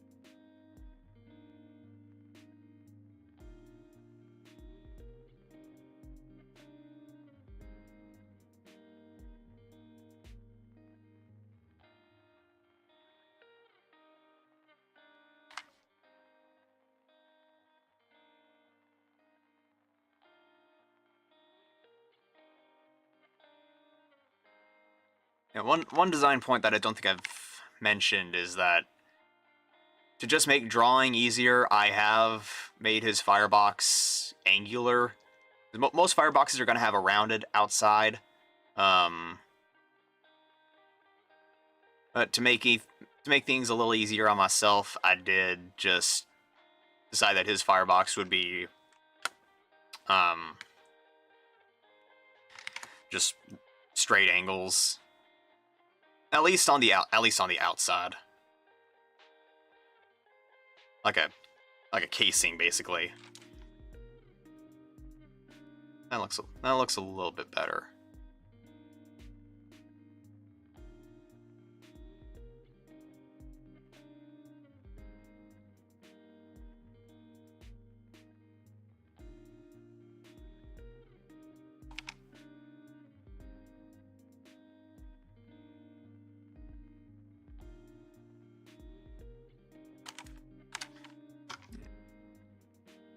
Oh, laughs in PRR. Yeah, Pennsylvania accepted. My headcanon of Henry is that he's a tender variant of the Albion SCR J class. R.L. Marsh worked on the H1 and H2s, then quit after inconsistencies in his paperwork. It's secret experimental engine that should have been an Atlantic. Yeah, I could see that. Did the LMS have squared off fireboxes? I should probably say when I mentioned that. I'm not talking about like brown top versus bell pair. I'm like talking about the bottom part of the firebox, basically. The part that you see below the running plate. I probably described that really poorly. Or I'm just being a dumbass. You know, I think the latter's more likely. I'm probably just being a dumbass and saying stupid shit that I know otherwise to not be true. I'm just freaking hungry.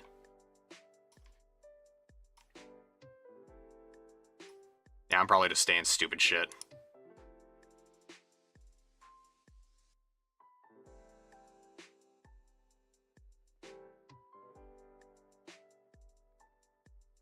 Yeah, now he has heels, and I guess I should probably put the ankle joint on a different layer too.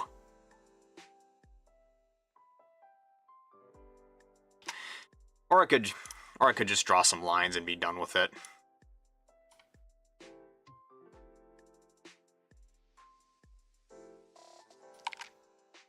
Yeah, I think I'd rather just draw some lines and be done with it for now. Probably update it later, but...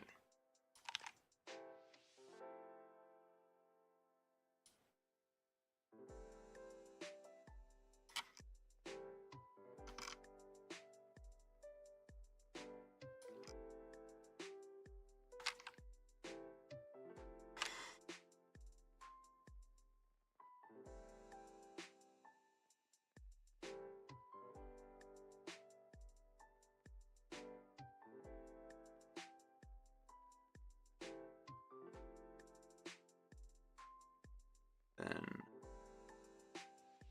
in order for this to work, I'm gonna have to change this around a little bit.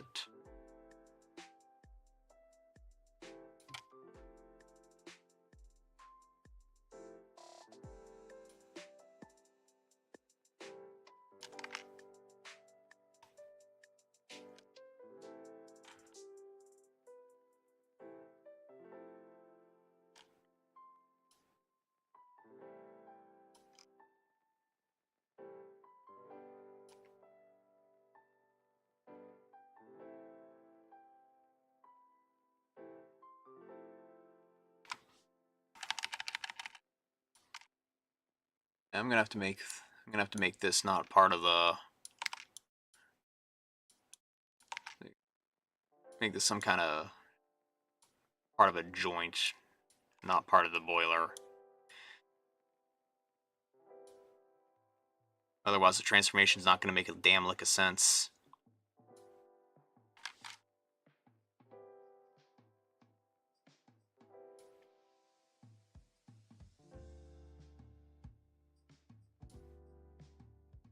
This ain't no 80s cartoon. I need my stuff to be mechanically sound.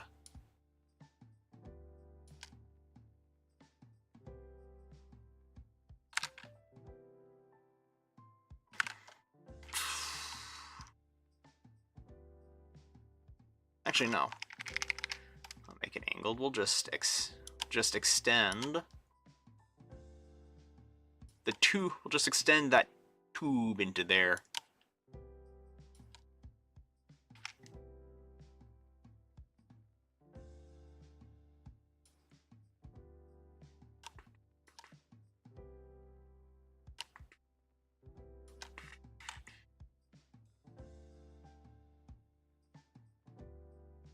Yeah, that works.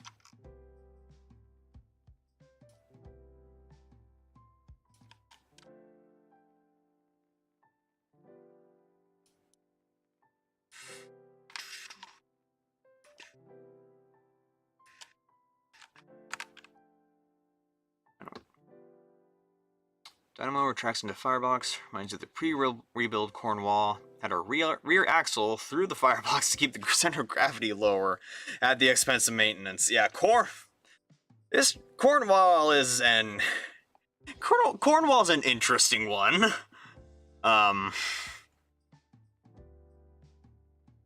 Yeah. Like, there's Anthony Dawson is a YouTuber who does videos about primarily about early steam locomotives, and did a whole series on the most comically large driving wheels that had ever been used. I think one called Ajax had the biggest ever driving wheel at like 9 foot something or other.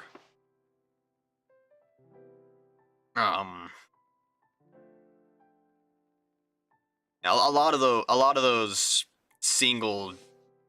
those singles, especially Cramptons. Oh boy, they had a lot of quirks to try and make them work. I think there were like one or two in the early days that had like the driving axle going through the boiler or something, and that was just a nightmare. God, they are.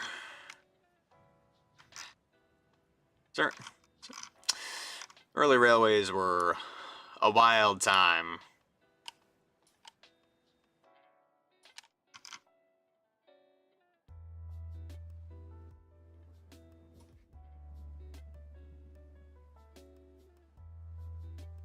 Yeah, I'd think he is coming along really darn well.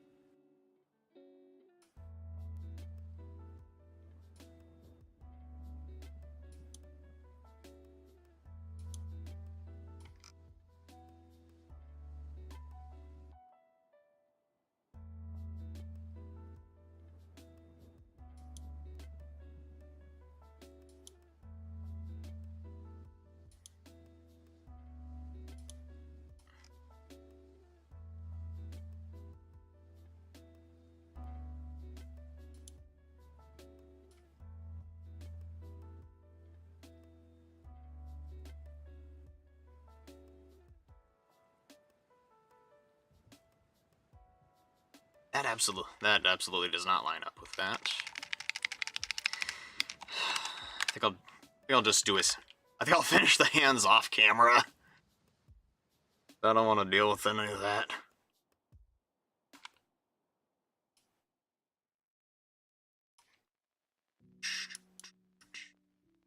Oh no, that's the arm there. Okay. Arm on. I did put that. That whole layer is just for that line on the arm.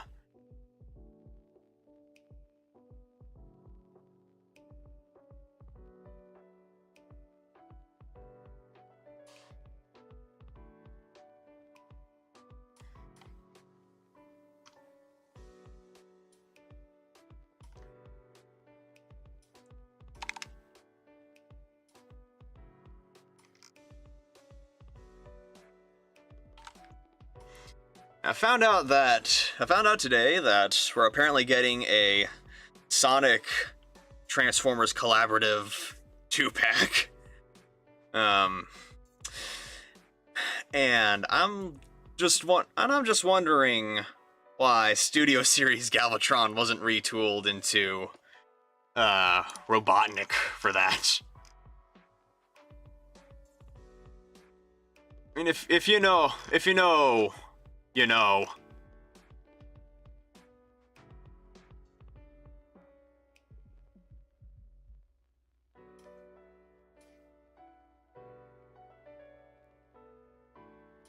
With how much Hasbro likes to reuse tooling for collaborative,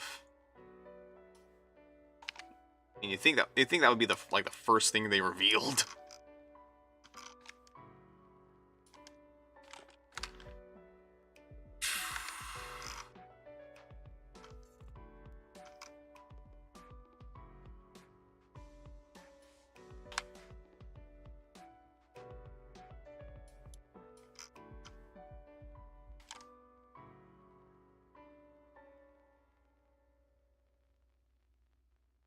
That is looking pretty darn alright.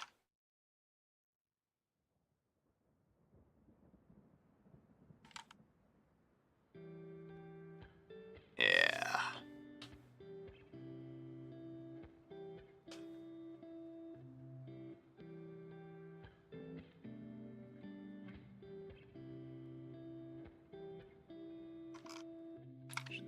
I should thicken these up a bit. The heels back here.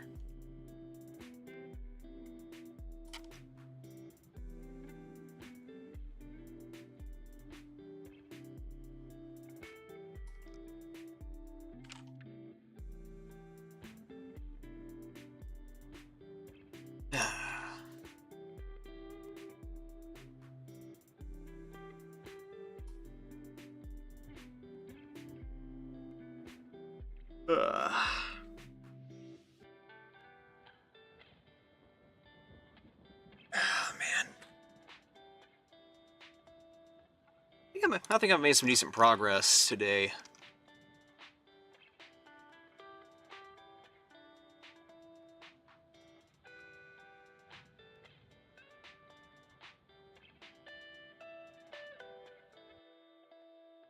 I think he might almost be ready for coloring.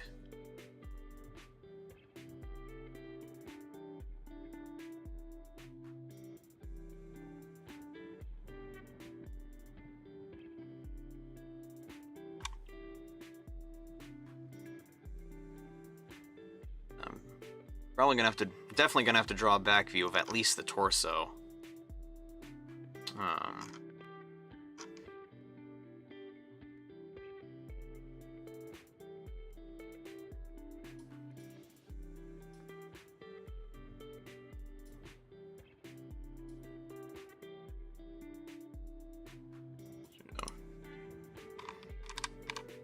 Just go ahead and make a note here.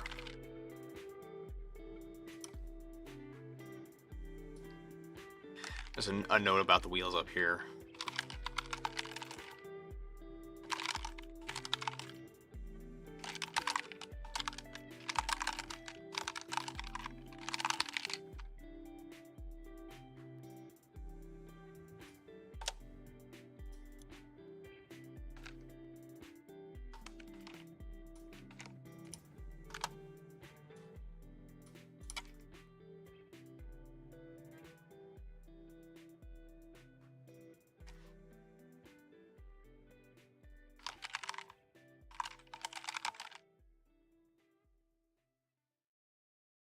see.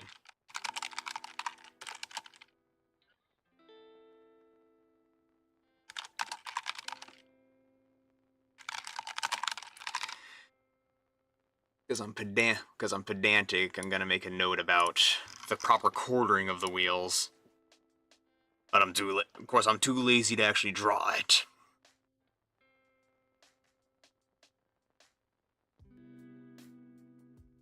Also cut the boiler off a GBL D11 to make a B12-4. Could be done.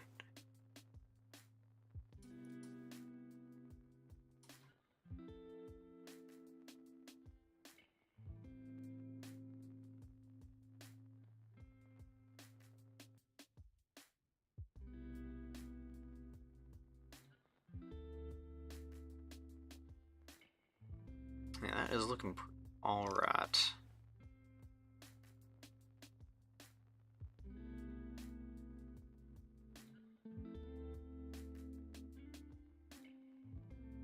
It might be a little early for might be a little early for coloration, but I do kind of want to go ahead and give them some color.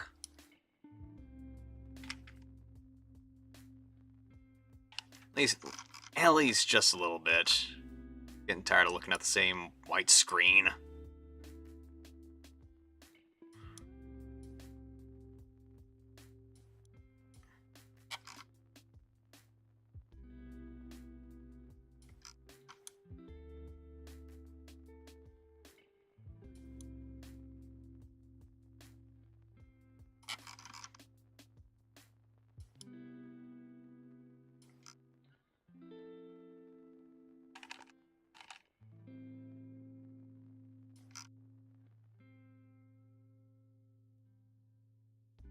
That big old brush tool work.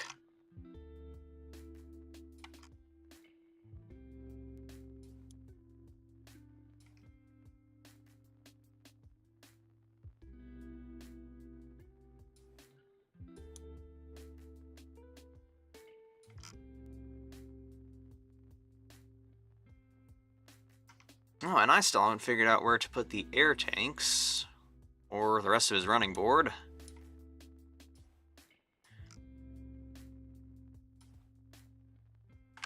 Yeah, I'll figure that out another time.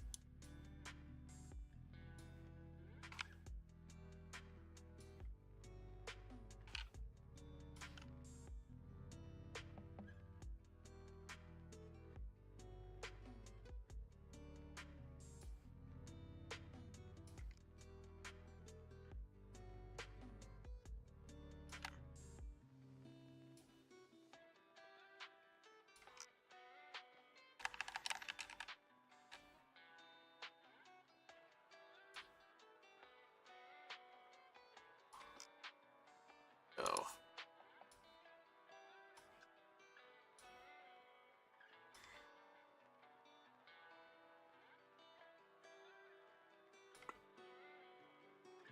That's on the inside. No, that one's on. Nah. Got it later.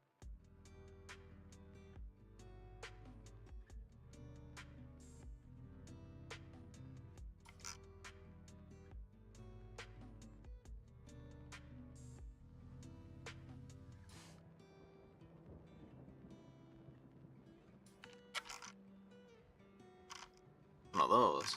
Arms, because they're made out of the smoke box, are going to be gray.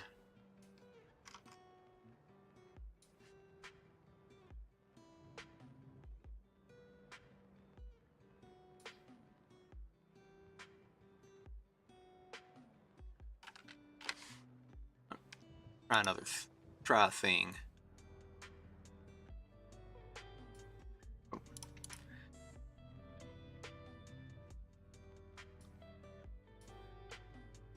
Just do the technique that I use when I'm making digibashes for my customs. I really regret not using digibashes for most of my customs. I did one for my Optimus Prime from Hotspot a long time ago.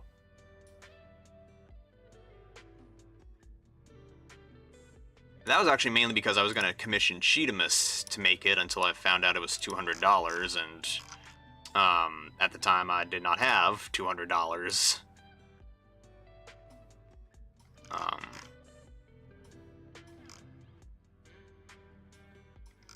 made a couple between that and Sunstorm, but doing it for Sunstorm really opened my eyes to how necessary it really is to get your color layout figured out before start putting paint down. And for most of my customs, I have just gone straight to... I have just figured out the color layout as I went.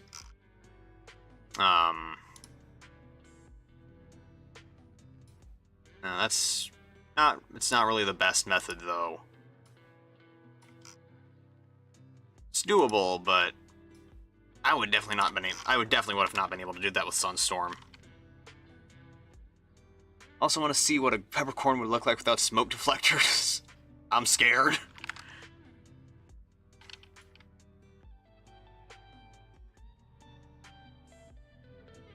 I am scared to see what a peppercorn looks like without smoke deflectors.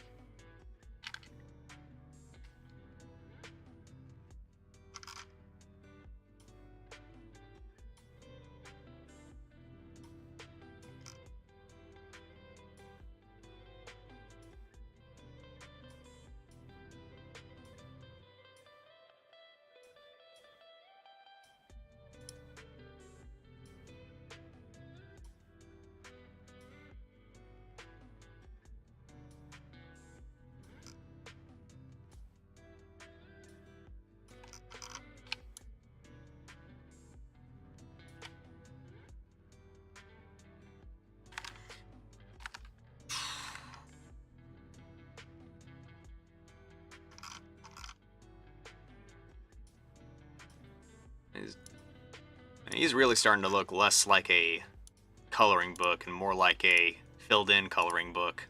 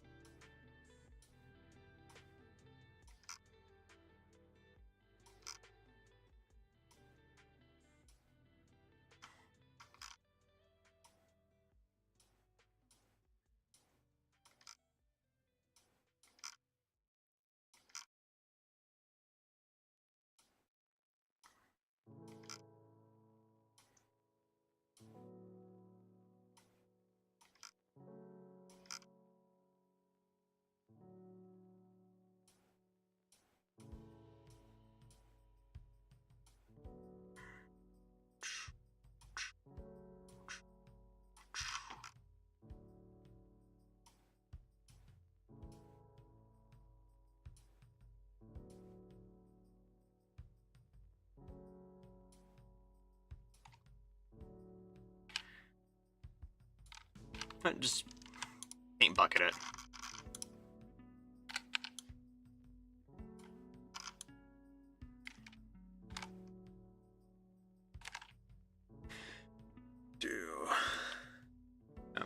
Slightly unhinged in when you're prepared to drive locos. I can tell.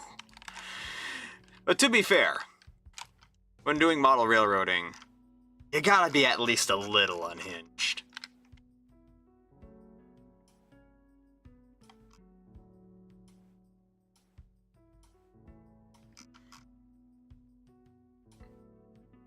I think I'll use a different shade of gray for the joints. just to make him look a little, just to make him stick out from the gray that is part of the main color palette. It's not right.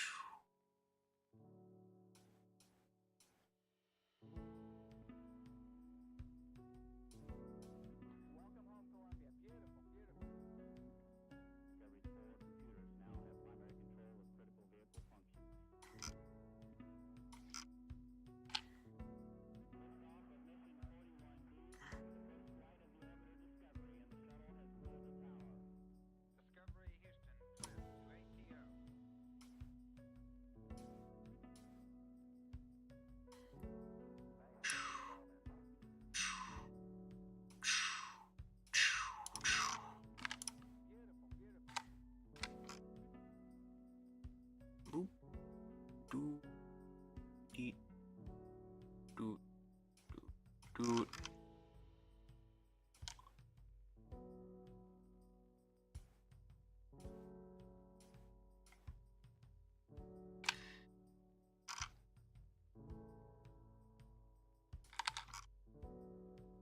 Yeah. Can you tell that I like Gundam?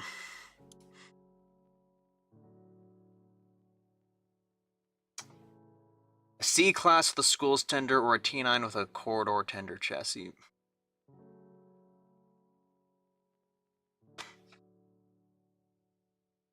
That's that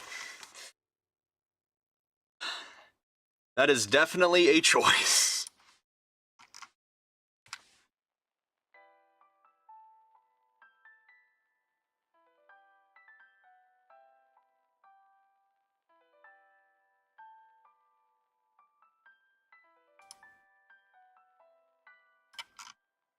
I'm still deciding whether the parts that are the bits that are the inside of the boiler, I'm deciding whether or not those should be gold or gray.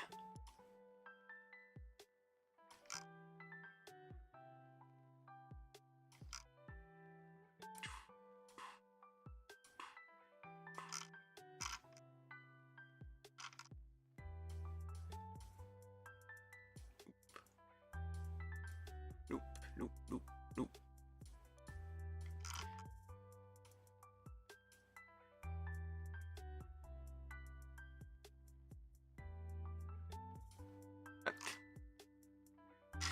Yeah, no crap, it did that. Fuck it.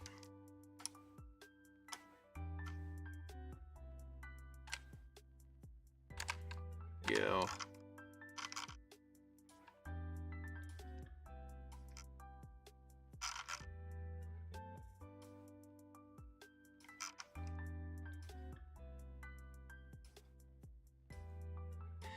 And he is really starting to come together.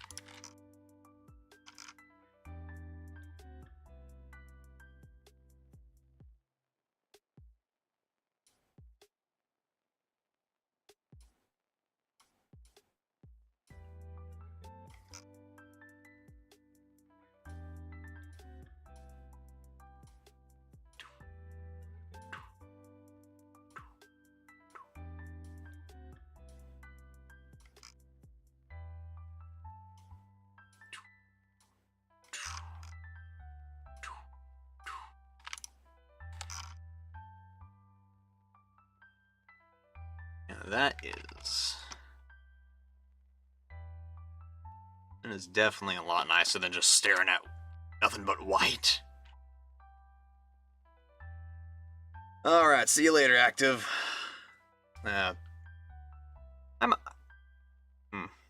Might keep going a little bit longer. You know what? Since it's probably gonna be my last stream for a while, I'm gonna make this an extra long stream. At least 3 hours.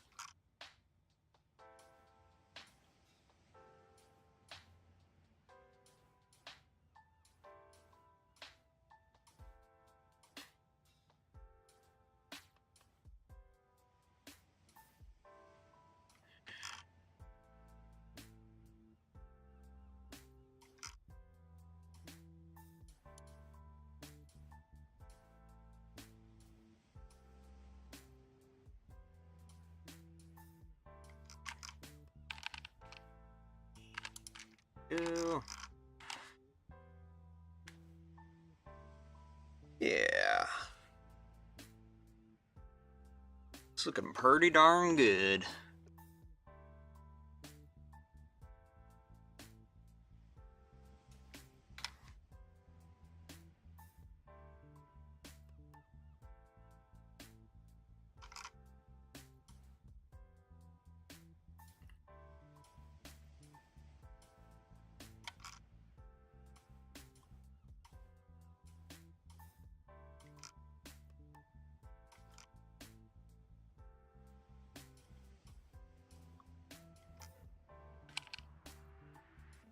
Airbrush.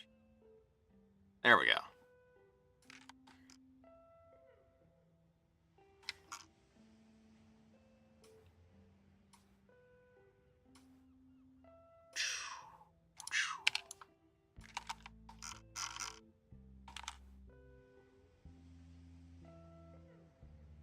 Yeah.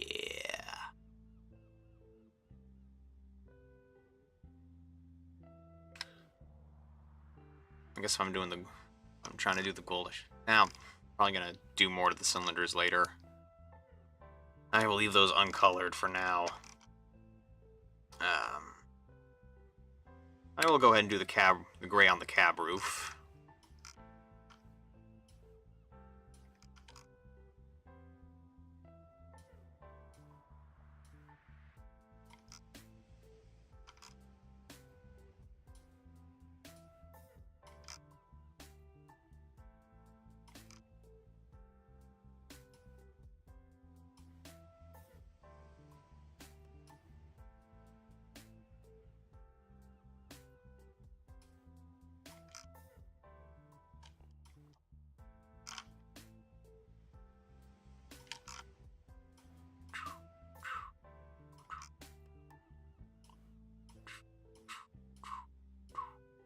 Bam.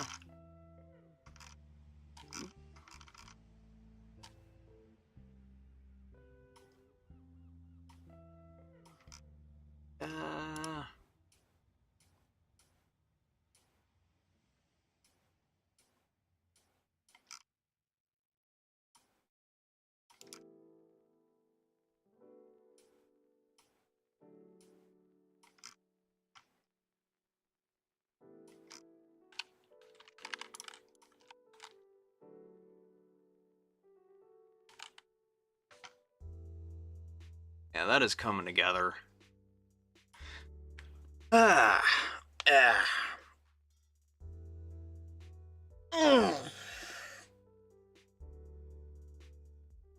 Man, okay. Yeah. Stretching a bit. Man, okay.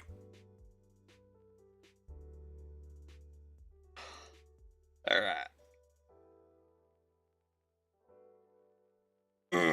Okay, here we go.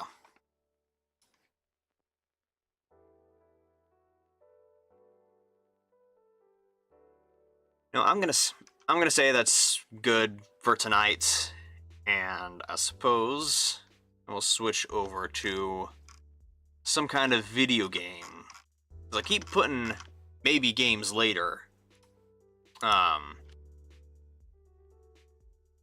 I never switch them over to doing video games because I keep arting for so long.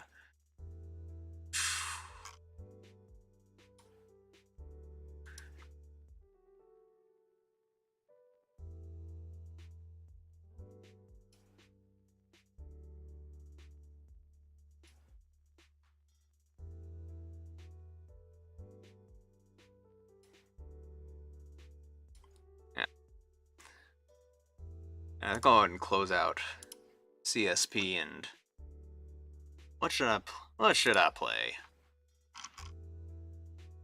Palworld, Spelunky.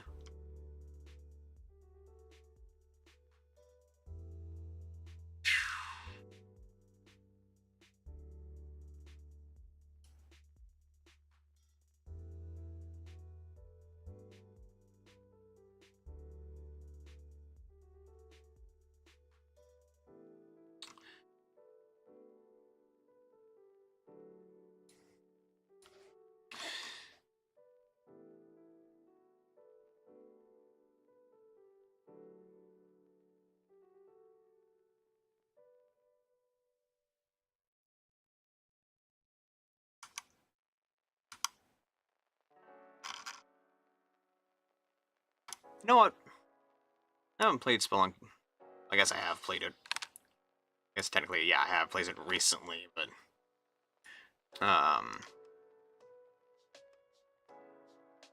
yeah, I'm gonna play Spelunky.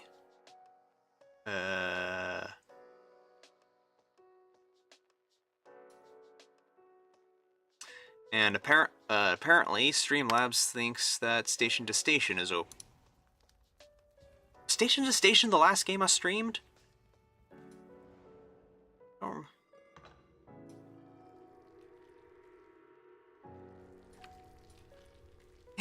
has it really been that long? Okay, yeah, it has been that long since I actually played a game on stream.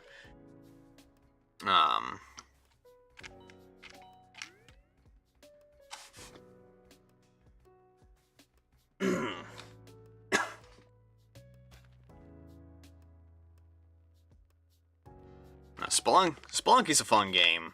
I was introduced to the original HTML version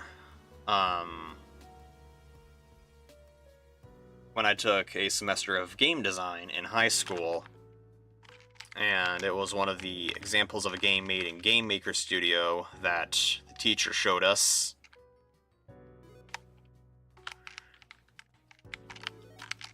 And eventually I picked up the Steam version. Ah, fuck. It's a difficult and at times very unfair game, but I guess that is kind of the appeal of it. Just you can play it an endless amount of times, and like it's literally always different.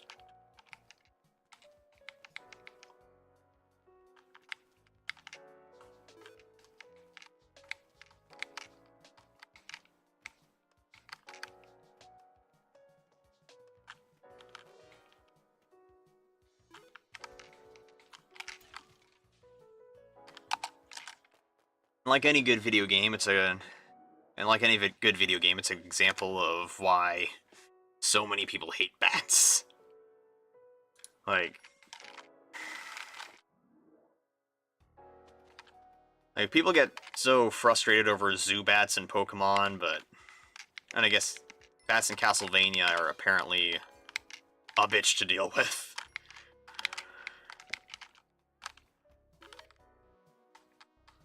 They got nothing on the bats in frickin' Spelunky. Hitboxes are all over the frickin' place.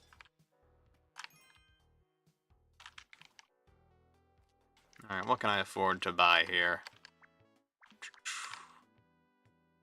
That'd be good to have, that'd be good to have, that'd be good to have. If you haven't played this, there's like 5 or 6 different main areas, and you you can unlock tunnels to access more of those as you progress, but in order to do that, you will need to give the Tunnel Man certain things when you meet him.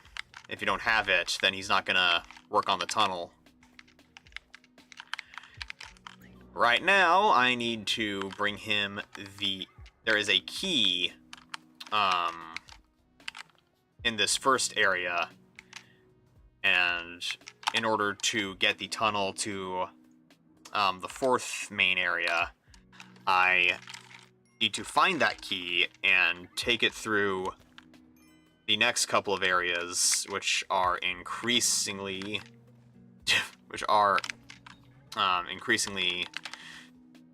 BS to deal with. Okay, but there's the chest that the key unlocks.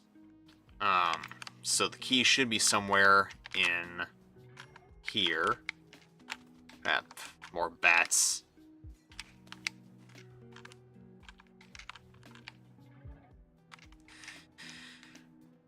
Need to find something to drop down there so I don't get my skull caved in.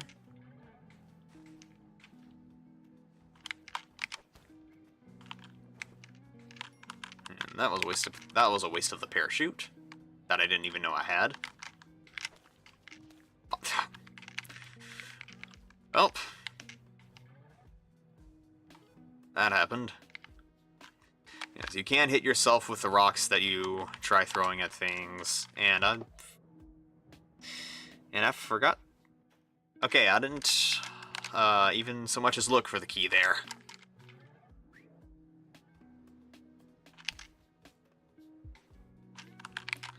This is a spider-infested level, and I hate dealing with these, so I'm just gonna what I've been doing is I just keep restarting if I don't find the key. Yeah,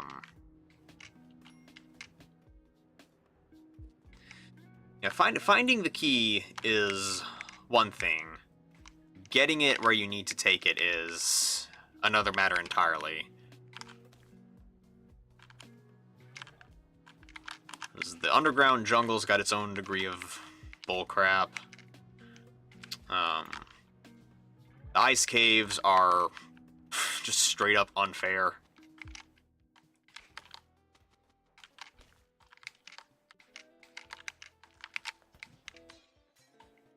And that's why we avoid the poison darts.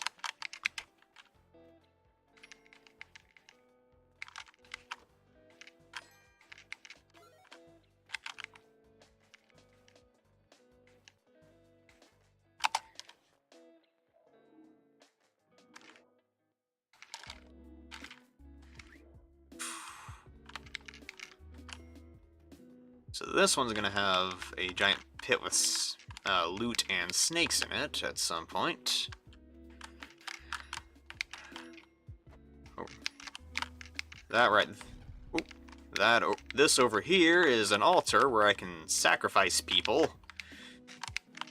If I sacrifice enough people, I can get a thing that lets me heal up by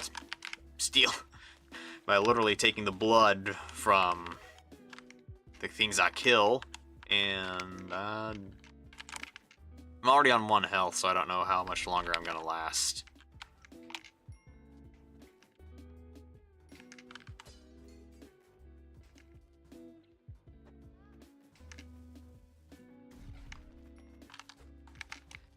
I guess I might as well get the shotgun.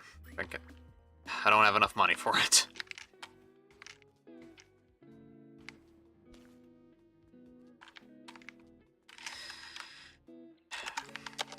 I'm just gonna restart. I'm just gonna restart and not try and get through the whole thing with 1 health.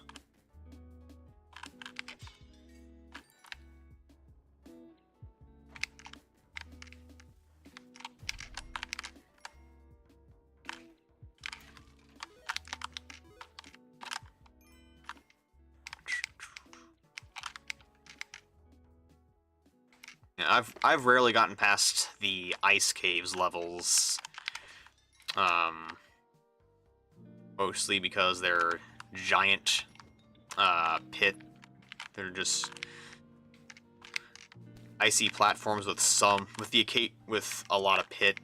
I guess it's really just more a bunch of pits with an occasional platform. But I freaking hate the ice caves, and then some of the enemies in the area after that, which is giant underground temple. Some of those enemies are just straight up unfair. You got a jackal-headed Anubis-like guy who shoots psychic balls at you.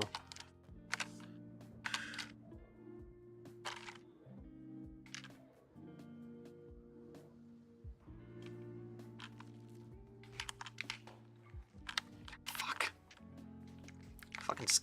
Fucking skeletons. Guess might as well get some more bombs. An old shopkeep there sells rope and bombs, but no lamp oil, unfortunately. I guess that is fortunate, because you don't need a lamp in this game, thank God.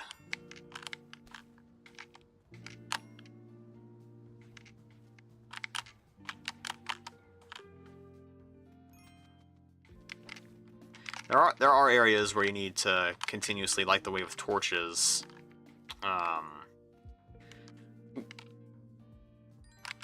Thankfully, those levels are few and far between, and only in the jungle area.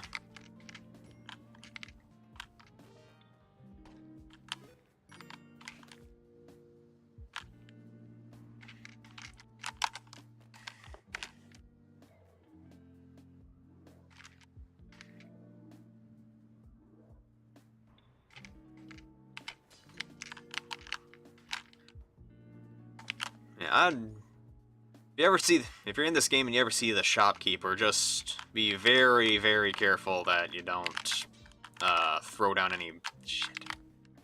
Just don't throw down any explosives around them, because like even putting up one within a couple blocks of the shop will make him label you as a terrorist. Well, you don't even have to you don't even have to throw a bomb. If you you can take this idol over here on my left, a la Raiders of the Lost Ark, and that deploys a giant boulder, again, a la Raiders of the Lost Ark. If that destroys a shop, then the guy automatically blames you and will continuously target you for the rest of the time that you're playing. Every shopkeeper will target you. They're super fast, got too much health. They got shotguns, and they're not fun to deal with.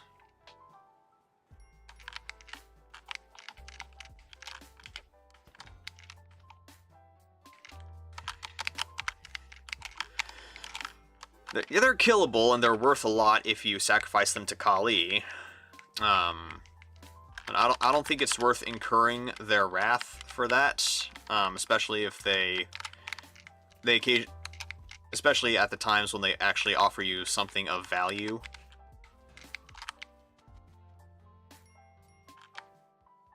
In their shops. And then if you take the idol and the boulder destroys the statue of Kali, she automatically blames you. A bunch of spiders come flying out, and you lose all your favor with Kali. Oh shoot, she's out. Is it worth it to begin?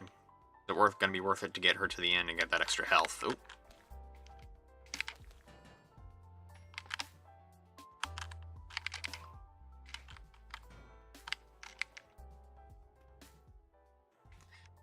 You can only carry one extra item at a time, so if you're trying to take multiple things with you, You gotta alternate between,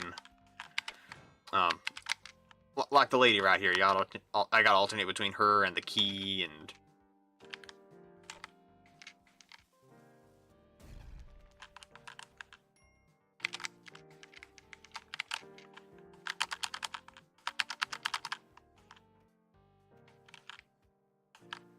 ah, great. Yep, I'm dead.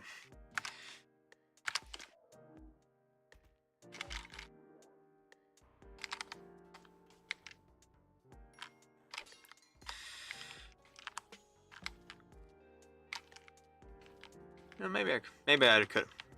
Had I just left her, I could have been able to get away from that.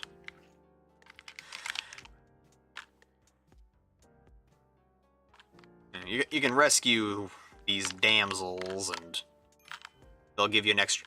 If you get them to the end alive, then they'll give you a kiss, and that restores you 1 piece of health. And health is a very valuable resource in this game.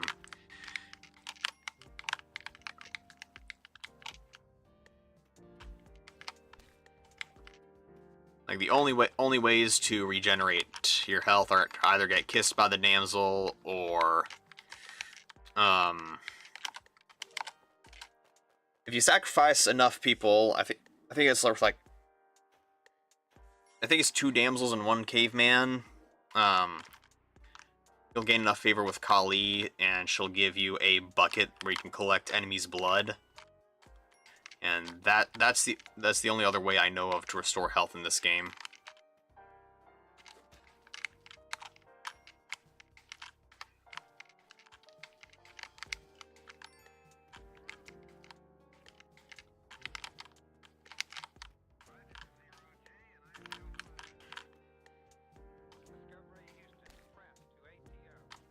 There's key. Man, look at that.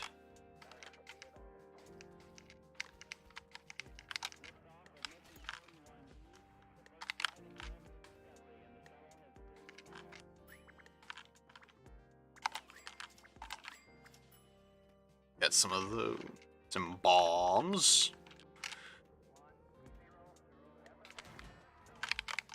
Anything of value over here? Nope.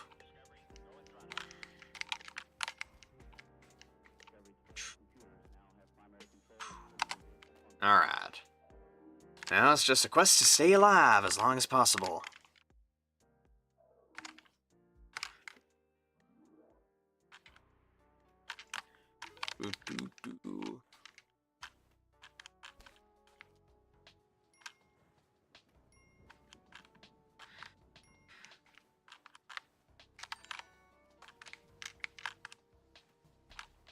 And I'm gonna run from that.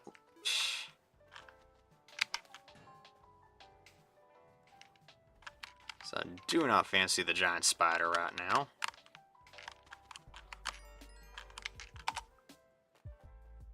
I got 6 health, so I should be fine for a little bit. Just gotta breeze through. Mine's 1-4, so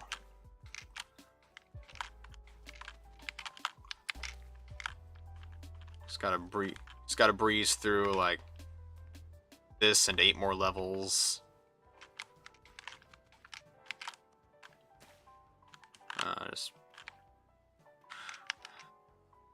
Just run from everything. Because it ain't worth it. It ain't worth it to deal with that crap.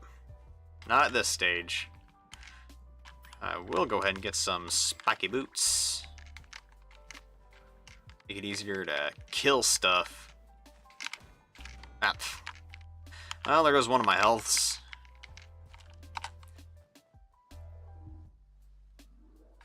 The key's considered heavy enough to hurt you. Thankfully, most things only take away 1 health for every hit.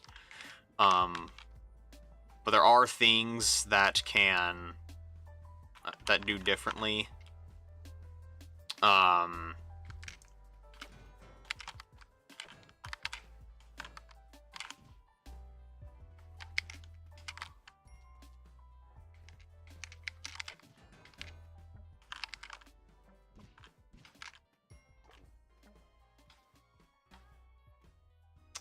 And those boomerangs that those masked cavemen are holding, those can really do a number on.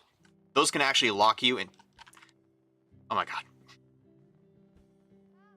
I forgot that Tarn was a name that the shopkeep could have in this game.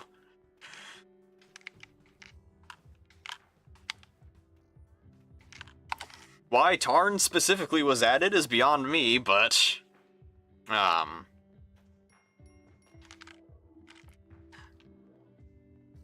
maybe I should look up on the wiki the list of possible shopkeep names. Just find out if Demas is on there. Stupid Spikehead statues.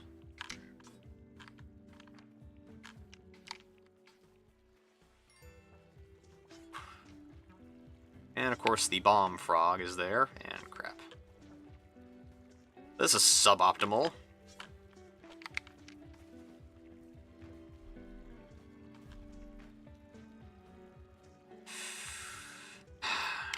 Go ahead and get some extra rope.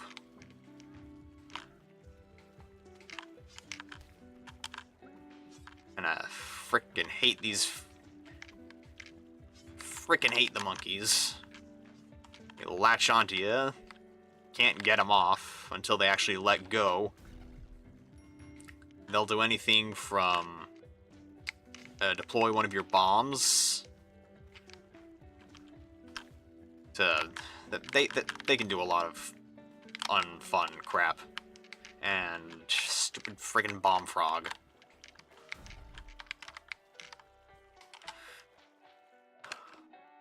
It's definitely not worth it to get the gem now.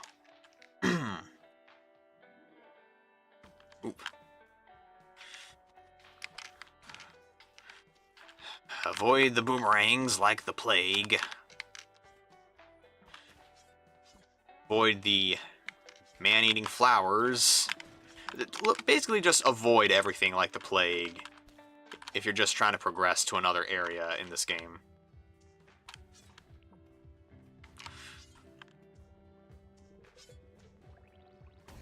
Damn it.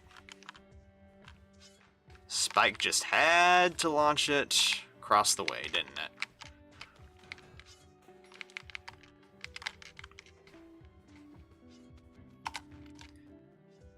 Okay. Alright, that's 2, 3, 2. Alright, this is the last area, last level of the jungle area. Fuck. Yeah, fucking frogs.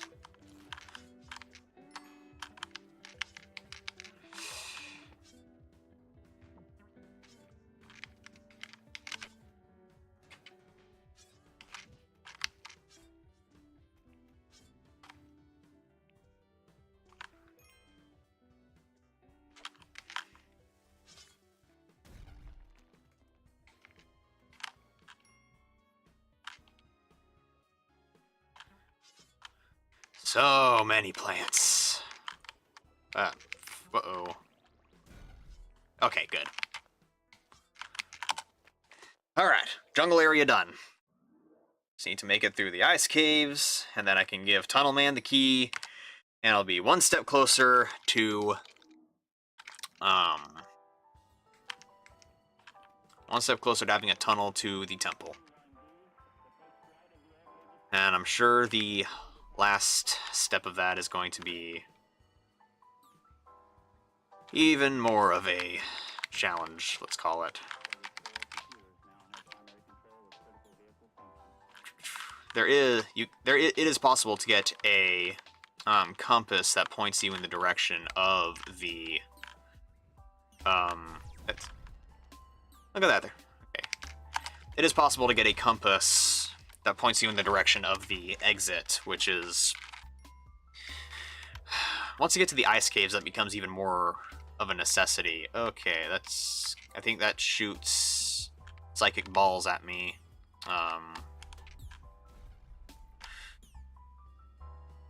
Okay, yeah, that... avoid that like the plague because it shoots psychic balls at me.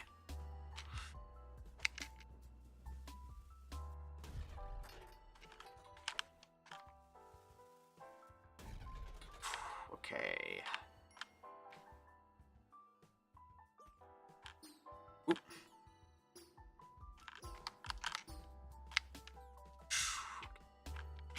Back, no, fuck. Freaking mammoth, okay. Yeah, the mammoth shoot ice beams, which paralyze you.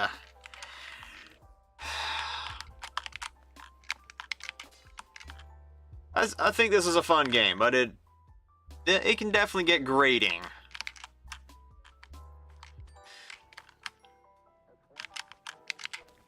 This is definitely not a game if you get frustrated easily with bullshit in games.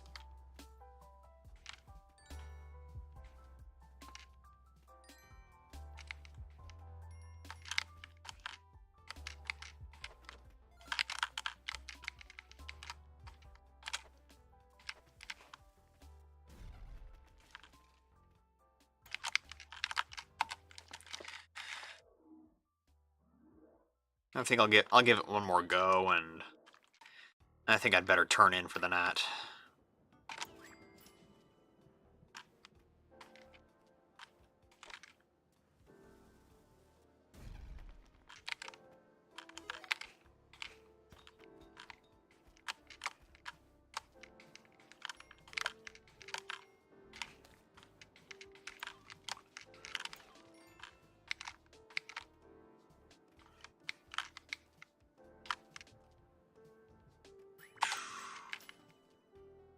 More than enough bombs to last me. That's good. On the off chance one of these crates contains a shotgun, that would be immensely helpful. But of course, I'd have to abandon it immediately for the key.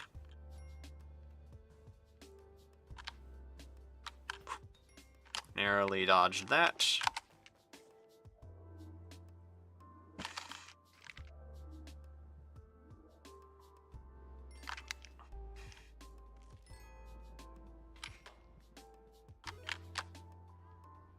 There's Kali. Whoop. Kali's over there. Can I find anything to... Oh. Parachute was very helpful there. Is there anything here that I can sacrifice to Kali? Oh, there's the bitch. Actually, if I just stay here, can I just... Yeah, easiest way ever to deal with the frickin' big spider.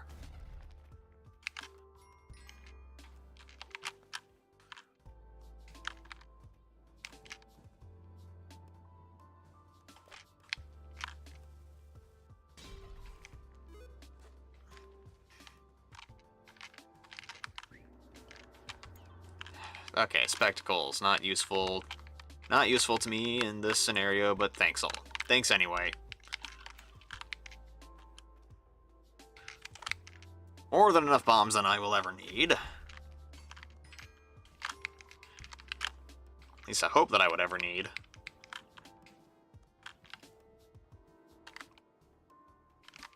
There's a place to buy more over there.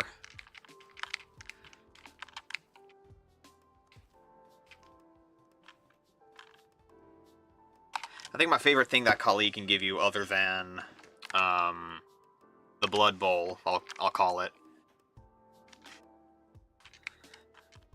She can give you there's a huge number of items that she can give you, but my favorite, I think, is the climbing gloves.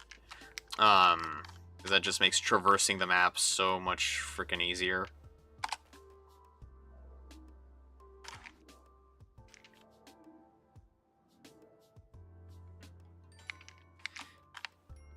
I don't know if she can give you the shotgun, but it's also immensely helpful.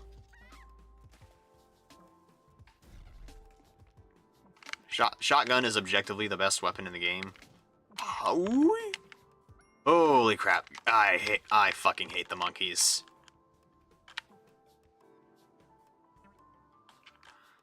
And, okay, yeah.